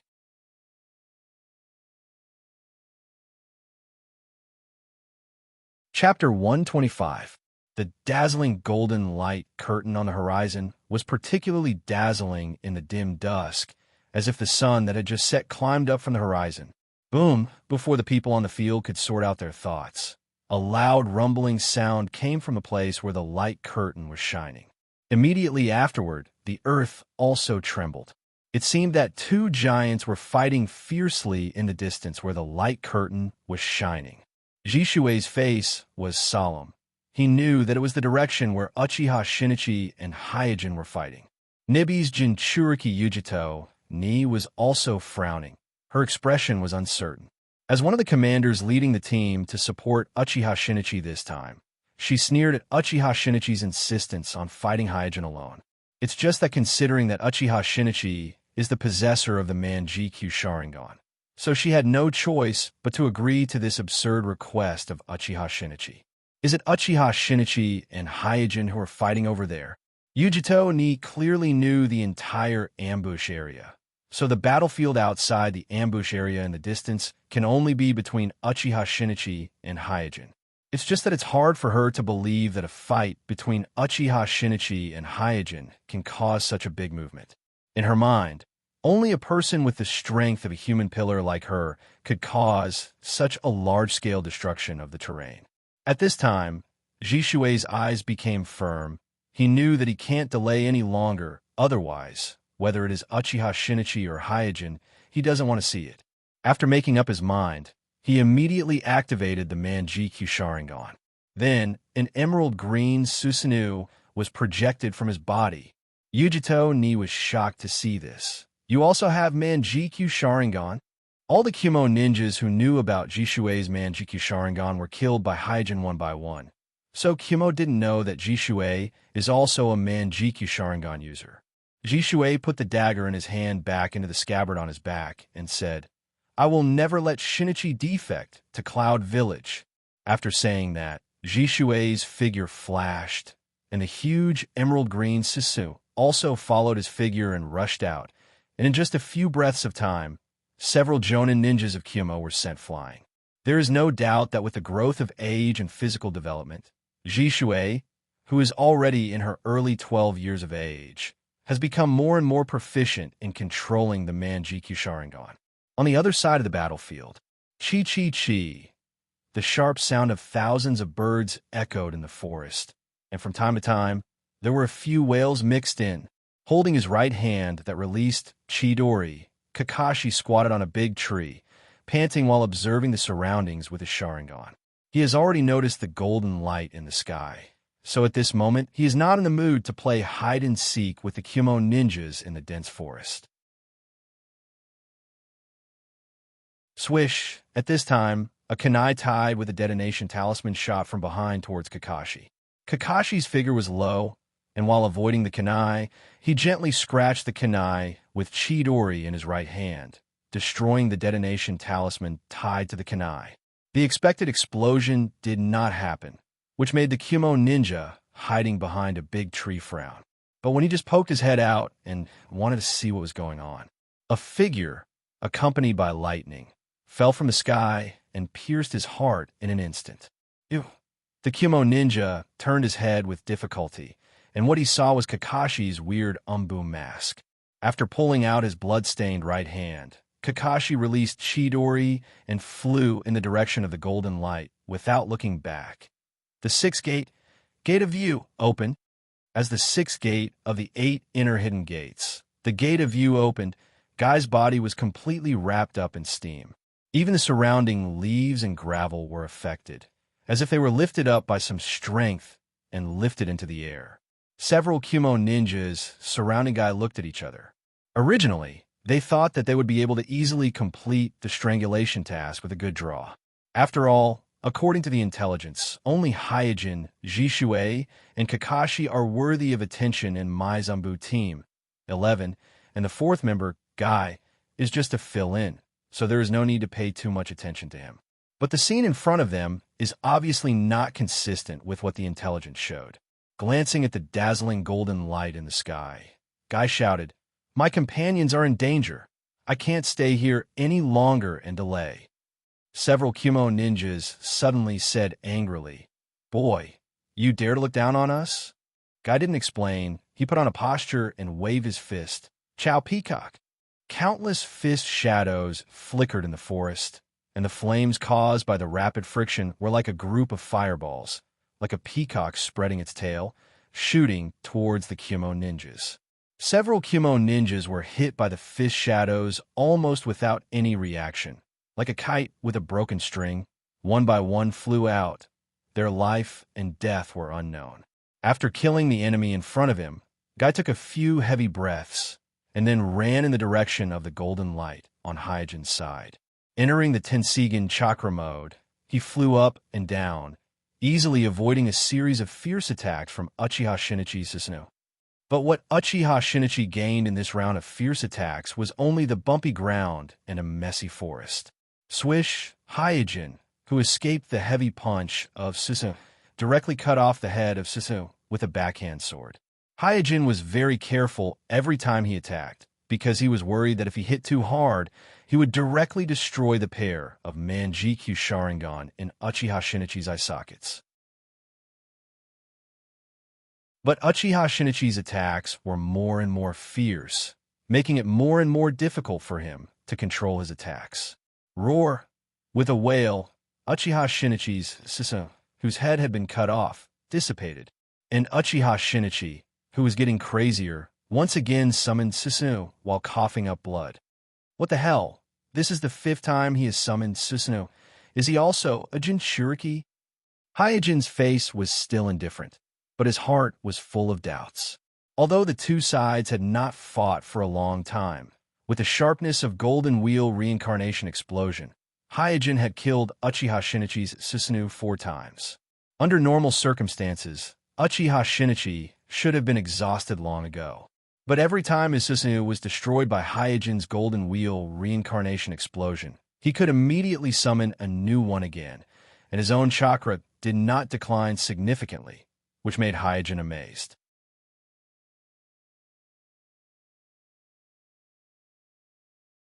Chapter 126. Hey, is the battle fierce to this extent? Looking at the golden light shining from time to time in the distant sky and the loud rumbling sound that kept echoing in his ears, White Zetsu's doppelganger was full of surprise at the moment. Because the main body and Obsidian were at the periphery of my village at this time to contain the main force led by Danzo, so at the moment, only his doppelganger was responsible for monitoring Uchiha Shinichi. But no matter how much he calculated, he did not take into account Uchiha Shinichi's perception ability. Especially after awakening the Manjikyu Sharingan, Uchiha Shinichi's perception ability has been greatly improved, completely comparable to a normal perceptual ninja.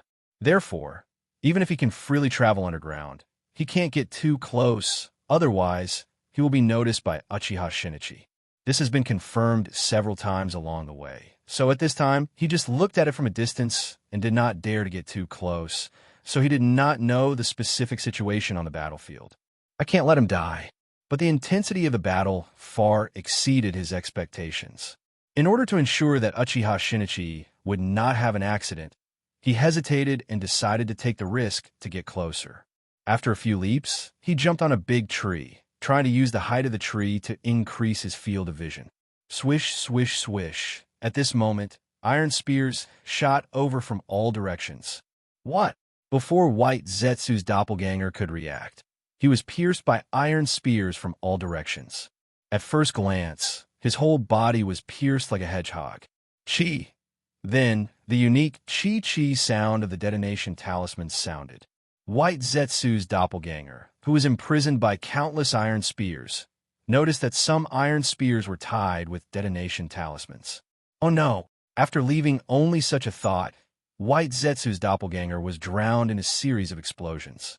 As the explosion subsided, the 3 generations of Kazekage puppets that had been following behind Hyojin fell from the air and examined the wreckage of White Zetsu's doppelganger that had been blown up by the detonation talisman. In fact, from the moment Team 11 left the village, 3 generations of Kazekage puppets have been following Hyojin from a distance, responsible for cutting off all snoopers. Since he knew that Uchiha and Shinichi had been in contact with Obsidian, Hyojin would naturally be on guard against Obsidian and Zetsu's prying eyes. Therefore, even when fighting with Uchiha and Shinichi, Hyojin did not neglect to investigate the surroundings. It is also because of his caution that the moment White Zetsu's doppelganger approached, it was discovered by his Tenseigan in advance. This scouting White Jute doppelganger could lurk underground, and through the conduction of the earth, it could spy on Chakra's reaction in a large area. But in the face of air units, its scouting ability is very limited. This also led to him not being able to detect the 3 generations of Kazekage puppets flying in the air in time. And when he was attacked, he didn't even have time to react and was directly killed. On Hyojin's side, the battle is still going on. Through careful observation, Hyojin found that Uchiha and Shinichi can not only remove their injuries, but also maintain their own chakra's amount in the case of constant setbacks.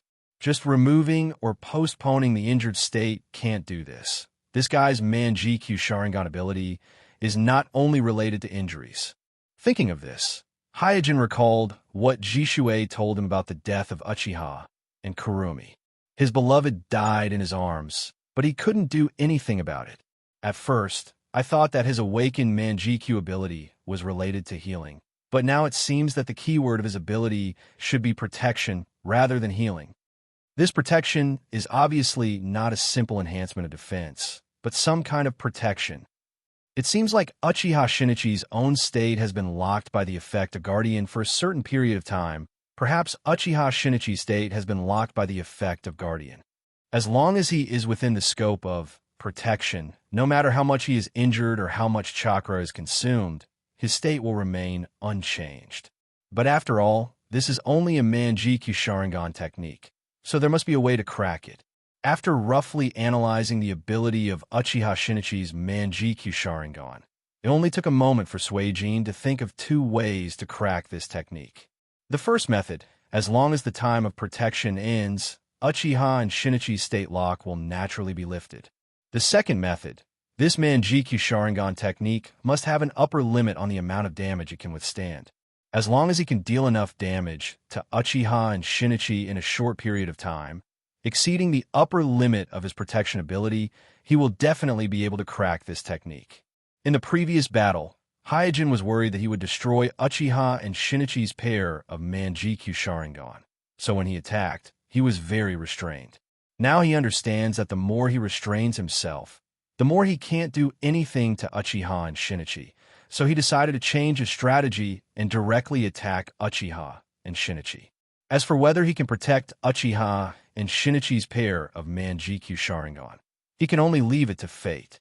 After making up his mind, Hyojin's figure flashed, and he appeared in front of Uchiha and Shinichi. The golden wheel reincarnation explosion immediately followed, and the target was Uchiha and Shinichi.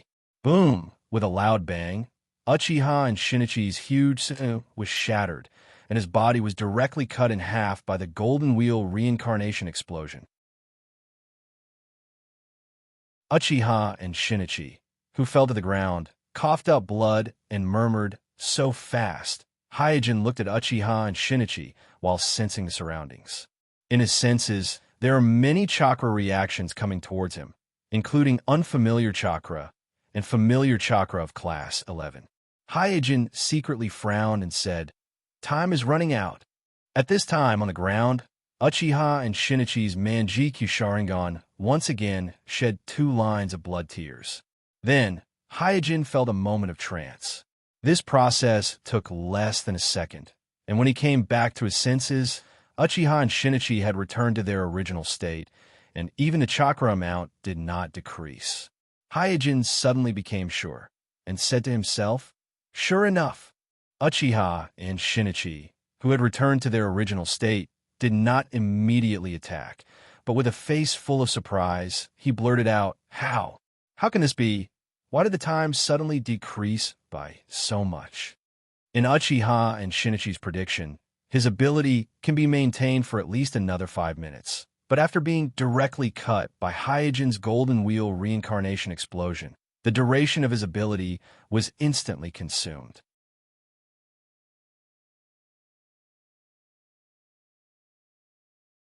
Chapter 127.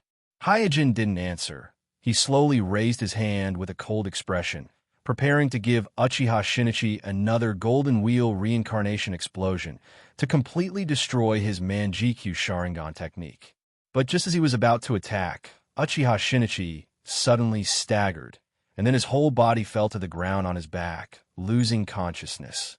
Hyojin's expression became solemn, and he immediately stared at the scene. At this time, in the vision of his Tenseigan, he saw that the chakra in Uchiha Shinichi's body had begun to weaken slowly. His guardian state has disappeared. Hyojin released the Tenseigan chakra mode and slowly landed on the ground. He stepped forward to check the state of Uchiha Shinichi and found that he was really unconscious, so Hyojin thought for a while, then released a shadow clone. After leaving the shadow clone in place, Kuroto quietly left with the unconscious Uchiha Shinichi. After a while, Jishuei, who had activated Susanoo, was the first to arrive at the battlefield. Looking at the battlefield in front of him that has almost plowed the dense forest into a plain, Jishuei was shocked. Soon, his eyes locked on Hyojin standing in the middle of the battlefield, and he hurried over. Jishuei hurriedly asked, "Senpai, where is Shinichi?" Hyojin's shadow clone shook his head. He escaped. Hearing that Uchiha Shinichi is not dead, Jishuei was a little relieved and immediately asked, "Where did he escape to? I will go after him now." Jishuei's voice hasn't fallen yet, but a dozen more figures landed on the messy battlefield. These dozen or so people are all Cloud ninjas, and the one leading them is Cloud's Jinchuriki, Riki Yujito. Looking at the battlefield in front of them, the Cloud ninjas all sucked in a breath of cold air. Being able to destroy a large area of the jungle like this, there's almost no need to think about it. Kumo ninjas can guess how fierce the previous battle was. Seeing that Uchiha and Shinichi were not in the field, Yujito Ni's heart jumped, and she asked Hyojin, "Uchiha, where is Shinichi? Did you kill him?" Hyojin's shadow clone coldly said, "This is Armai's matter. It has nothing to do with your Cloud village." At this time, one figure after another arrived on the battlefield. Among them were Team 11's Kakashi and Guy, as well as other Cloud ninjas. Therefore, the 4 members of Team 11 gathered together and confronted the Cloud ninjas led by Nini, and cave not too far away from the battlefield. Shaking his head, the unconscious Uchiha and Shinichi slowly woke up. After discovering that he was in a strange cave, he was shocked, but when he tried to stand up, he found that he couldn't exert any strength in his body. Suddenly, a voice came from the cave. "Your current state is very strange." Looking at the source of the voice, Uchiha and Shinichi saw Hyojin leaning leisurely against the rock wall with his arms crossed over his chest. After seeing that it was Hyojin, Uchiha and Shinichi didn't panic and said coldly, "I lost. If you want to kill me, then kill me. But if you want me to beg for mercy, there is no way."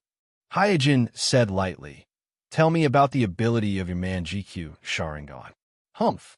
Uchiha and Shinichi snorted coldly and remained silent. Hyojin didn't care and said casually, "Dying like this, don't you have any regrets?" It seems that Hyojin said what was on his mind. Uchiha and Shinichi suddenly lost control of their emotions and roared, "If I knew it would be like this, I would have made a scene in the village. Even if I die, I would have died on the battlefield." Hyojin curled his lips and said, "You should know that the root ninja was used by someone." Uchiha and Shinichi said fiercely, "But he killed Kurumi with his own hands. How can I let him go? Anyone related to this matter must die. Aren't you curious about who is behind this?"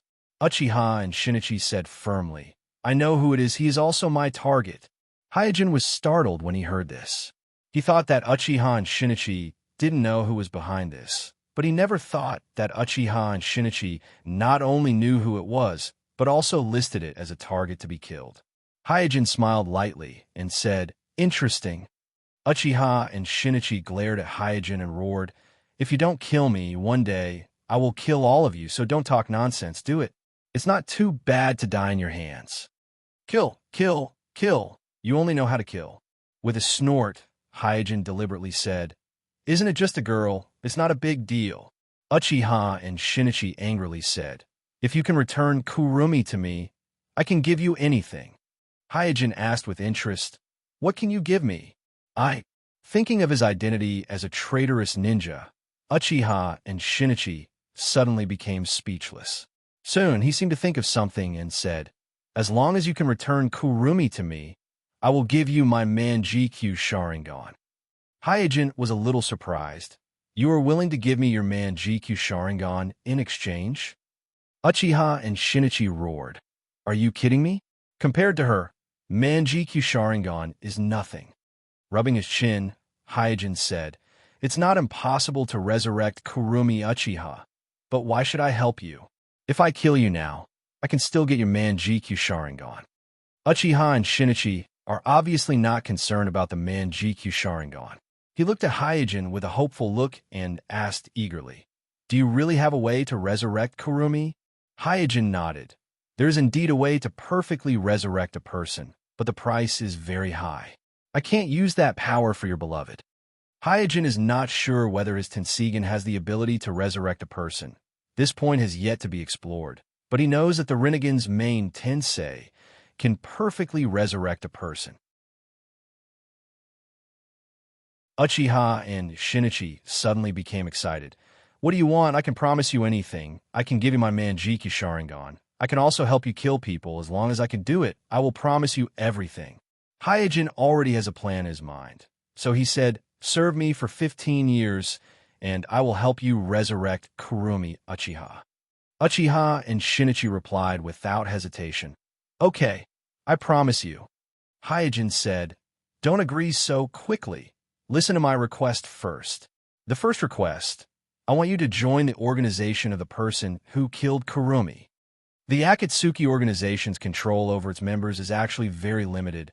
Orochimaru successfully left the Akatsuki organization, so letting Uchiha and Shinichi join the Akatsuki organization and become his undercover agent is not something impossible.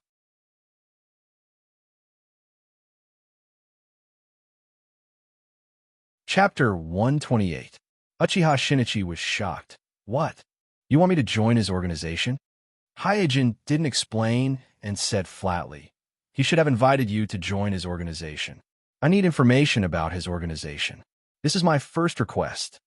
Now, Obsidian's actions are very different from the original time and space. It can be said that the development of the situation is getting more and more deviated from the original time and space. Therefore, the memory of his previous life is less and less helpful to Hyojin. Sometimes, it can even be counterproductive. Therefore, he needs to plant a spy in the enemy's organization to grasp the movements of the Akatsuki organization in real time, and grasp the movements of dangerous people, such as Obsidian and Pain. And the Uchiha Shinichi in front of him is an excellent candidate. First, Uchiha Shinichi was tricked by Obsidian to defect. Fundamentally speaking, he is just a pawn of Obsidian, so Obsidian will be less wary of him. Second, Uchiha Shinichi is strong enough to occupy a place in the Akatsuki organization, so it is relatively easy to collect information. Third, as a traitor, Uchiha Shinichi has nothing to worry about. As long as Hyojin holds the key point of Uchiha Kurumi, he won't have to worry about him getting out of control. Uchiha Shinichi hesitated and said, I'm worried that I can't suppress my anger and will be seen through by him. Hyojin smiled and said, You don't need to suppress it, and you don't need to deliberately disguise anything.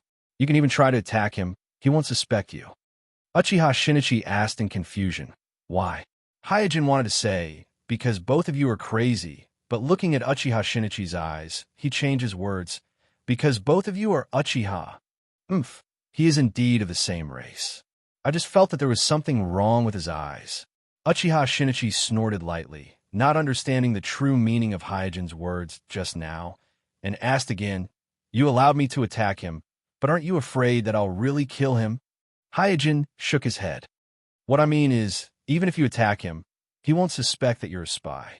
But I don't recommend you do that, because you can't kill him. Puff! Uchiha and Shinichi wanted to argue, but before they could say anything, they coughed up a mouthful of blood. Hyojin's eyes narrowed. What's wrong with you? Shinichi Uchiha coughed up blood while trying his best to wave at Hyojin, indicating that he was fine. Hyojin's expression, however, became more and more solemn. Because in the vision of his Tenseigan, the chakra reaction in Uchiha and Shinichi's body was getting weaker and weaker, and it had fallen to the level of a genin, and the trend of decline was still continuing. Not only that, Hyojin even felt that Uchiha and Shinichi's vitality was also declining. This feeling was somewhat unclear, but it was really felt. Puff! Suddenly, a mass of blood burst out of Uchiha and Shinichi's chest without warning. Immediately afterward, a 2-finger-wide sword mark slowly appeared, and there were obvious traces of greenish-purple poison at the wound. Hyojin recognized at a glance that this was the poisoning symptom of the paralytic poison he synthesized. Is it the effect of my sword? Hyojin, who witnessed this scene, began to think. The current injury of Uchiha and Shinichi was obviously the result of Hyojin's surprise attack on his chest during the previous battle. This undoubtedly meant that once the ability of Uchiha and Shinichi's Manjikyu Sharingan was lifted, the injuries he had suffered before would break out after a period of time. At the thought of using the Golden Wheel reincarnation explosion to cut Uchiha and Shinichi, Hyojin couldn't help but frown. He won't die just like that, will he? Hyojin's worries soon became reality. When the sword wound on Uchiha and Shinichi's chest broke out, cracks also began to appear on his waist and abdomen. As the cracks grew larger and larger, his whole body was broken into 2 pieces in front of Hyojin. Hyojin hurriedly walked over, trying to save Uchiha and Shinichi, but looking at Uchiha and Shinichi's body that was broken into 2 pieces, he didn't know where to start for a while. At this moment, a bloody tear flowed out of Uchiha and Shinichi's right eye socket. At the same time as the bloody tear flowed out, Hyojin on the side fell to trance. This trance, Hyojin had already felt once in the previous battle, so this time he quickly recovered, fully activated the Tenseigan, and looked at Uchiha and Shinichi on the ground. And at this moment, Uchiha and Shinichi, who were broken into 2 pieces on the ground, quickly recovered at a speed almost visible to the naked eye. If it's someone else, they may not be able to notice anything, but Hyojin, who has the Tenseigan, noticed many details. In just an instant, a thought flashed in his mind. This is not healing. This is simply rewinding time. Hyojin keenly noticed that at this time, the recovery of Uchiha and Shinichi's wounds and the appearance of the previous wounds are in the opposite order. In other words, this is not healing at all, but some kind of time reversal. It didn't take long for Uchiha and Shinichi to recover to their original state. If it weren't for the shocking blood all over the ground, Hyojin would have doubted whether the scene just now was real or not. After pondering for a moment, Hyojin asked, Is the ability of your Manjikyu Sharingan related to time? Uchiha and Shinichi, whose face was pale due to excessive blood loss, nodded and said weakly, The ability of my left eye is called Heavenly Guard. It can keep me in my peak state for a period of time. Any injury and consumption will be distorted until a certain time later. Hyojin nodded. I have already guessed this, but what you just used should be the ability of your right eye, right? Uchiha and Shinichi covered their right eye and said with some pain, "The ability of my right eye is called temporal house. It can temporarily distort the flow of time." After thinking for a while, Hyojin said, "You just use the ability of temporal house to reverse the injury for a few minutes and remove those injuries from the temporal level, right?" Uchiha and Shinichi glanced at Hyojin and said weakly, "I didn't expect you to see through it at a glance." Pointing to the blood all over the ground, Hyojin wondered, "But what's going on with this blood?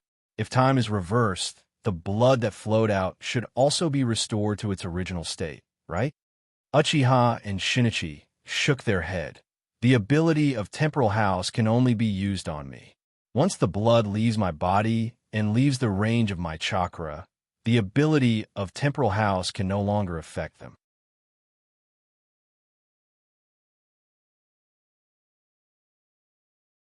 Chapter 129.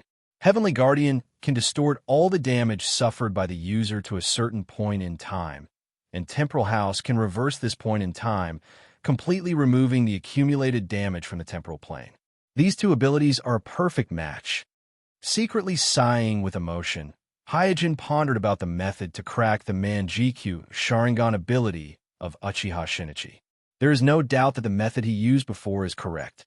As long as he causes damage to Uchiha Shinichi that even his Heavenly Guardian can't bear, he can accelerate the consumption of the duration of Heavenly Guardian and quickly crack his Heavenly Guardian.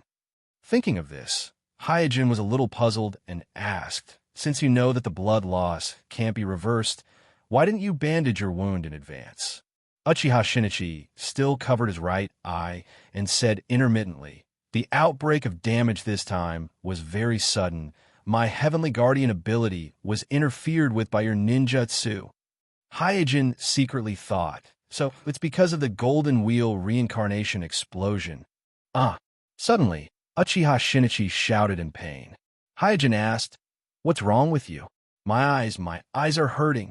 Uchiha Shinichi covered his eyes and rolled on the ground in pain, wailing, "How can this be? Why do my eyes hurt so much?" Hyojin suddenly thought of something and said lightly, "Bear with it. It should be fine in a while." After a while, Uchiha Shinichi, who gradually recovered, asked weakly, "Do you know what's going on? Why do my eyes suddenly hurt so much?" Hyojin replied, "The Manjikyu Sharingan is actually not in a stable state. The more frequently you use it, the faster you will go blind." Uchiha Shinichi was shocked when he heard this. "What? I thought you knew all of this." After a pause, Hyojin continued, "So if you don't want to become blind, you should try not to use the Manjikyu Sharingan Jutsu as little as possible. Is there a solution?" Hyojin nodded. "As far as I know, there are two ways. One is to transplant the Manjikyu Sharingan of a blood relative and evolve it into the eternal Manjikyu Sharingan. The other way is to transplant the cells of the Hashirama to give yourself certain characteristics of a sage and reduce the consumption of Manjikyu Sharingan." Hyojin didn't hide anything. He told Uchiha and Shinichi everything he knew. Because of this information, after Uchiha Shinichi joins the Akatsuki organization, it is very likely that he will learn it from Obsidian. So instead of waiting for Obsidian to tell him, it is better to tell him himself first. Uchiha Shinichi looked sad.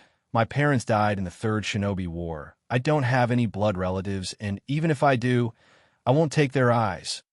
Hyojin smiled and said, "Don't worry.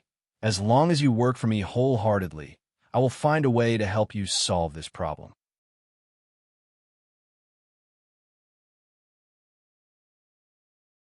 Uchiha Shinichi first asked warily, then remembered that Hyojin promised to help him resurrect Kurumi, so he replied embarrassedly, "In a cave downstream of Naka River, no one knows except me." Hyojin said lightly, "Tell me the specific location." Uchiha Shinichi realized something and asked, "Are you worried? I've already told you not to underestimate Akatsuki's means." After a pause, Hyojin continued, "If Kurumi's body is found by them first, then there is nothing I can do."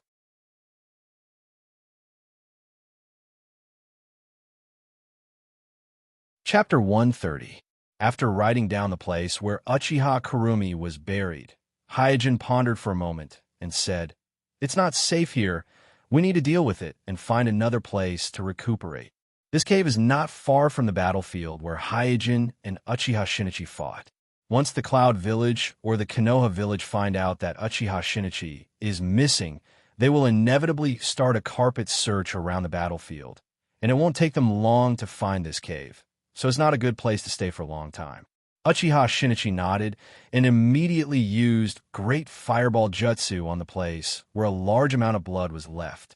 After being burned by the fire-release Jutsu, all the blood on the ground was turned into flying ash, and the place where Uchiha Shinichi was just lying just now was left with a black burn mark. On the battlefield, the confrontation between Team 11 and the Cloud Village continued, but both sides were afraid of each other, so no one dared to act rashly. Team 11 wasn't afraid of the Cloud Ninjas on the opposite side. As the captain, Kakashi was just worried that it would lead to an all-out war between the Konoha Village and the Cloud Village. On the Cloud Village's side, Yujito Ni learned that Jishuei also has a Manjikyu Sharingan, and Hyojin seems to have defeated Uchiha Shinichi one-on-one, so she had the idea of retreating. After all, this is the territory of the Land of Fire, and my ninja army led by Jiraiya is not far from here. Once Mai's reinforcements arrive, they will be attacked from both front and back. Bang! Suddenly, a brilliant red light flashed in the distant sky, cutting through the heavy curtain of night. A Cloud Jonin came to Yujito Ni and whispered, "It's Mai's signal flare. We should retreat. Retreat."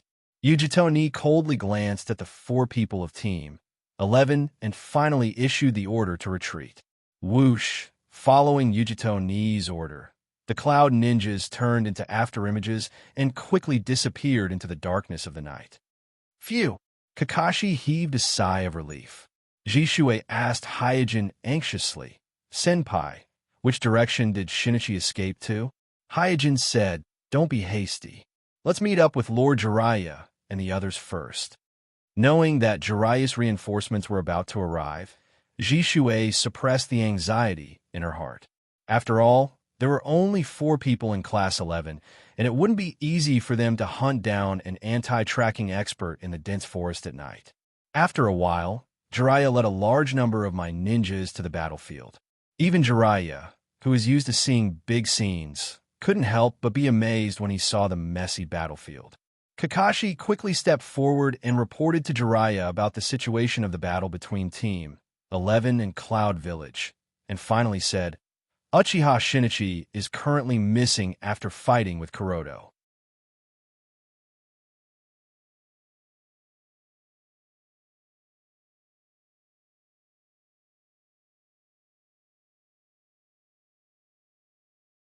Chapter 131.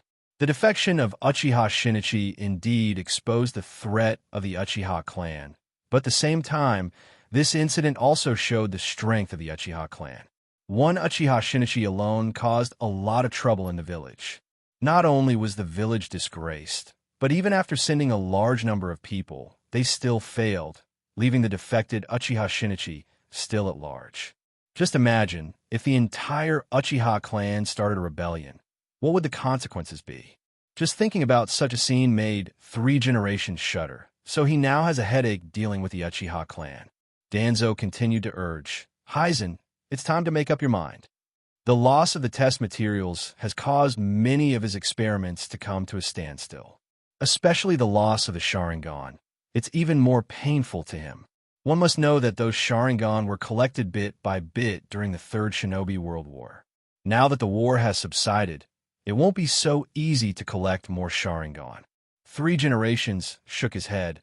Let's talk about Uchiha Shinichi later. Let's talk about Kyumo first. Danzo's performance this time disappointed 3 generations.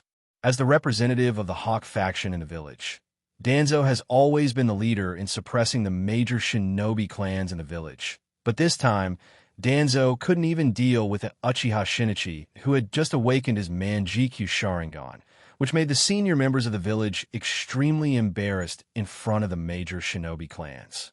After leaving Naruto's office, Team 11 was dismissed. Back home, after confirming that no one is watching around, Hyojin took out 2 scrolls from his storage bag. Open. Pressing both of his hands on the two scrolls, Kuroto sighed softly.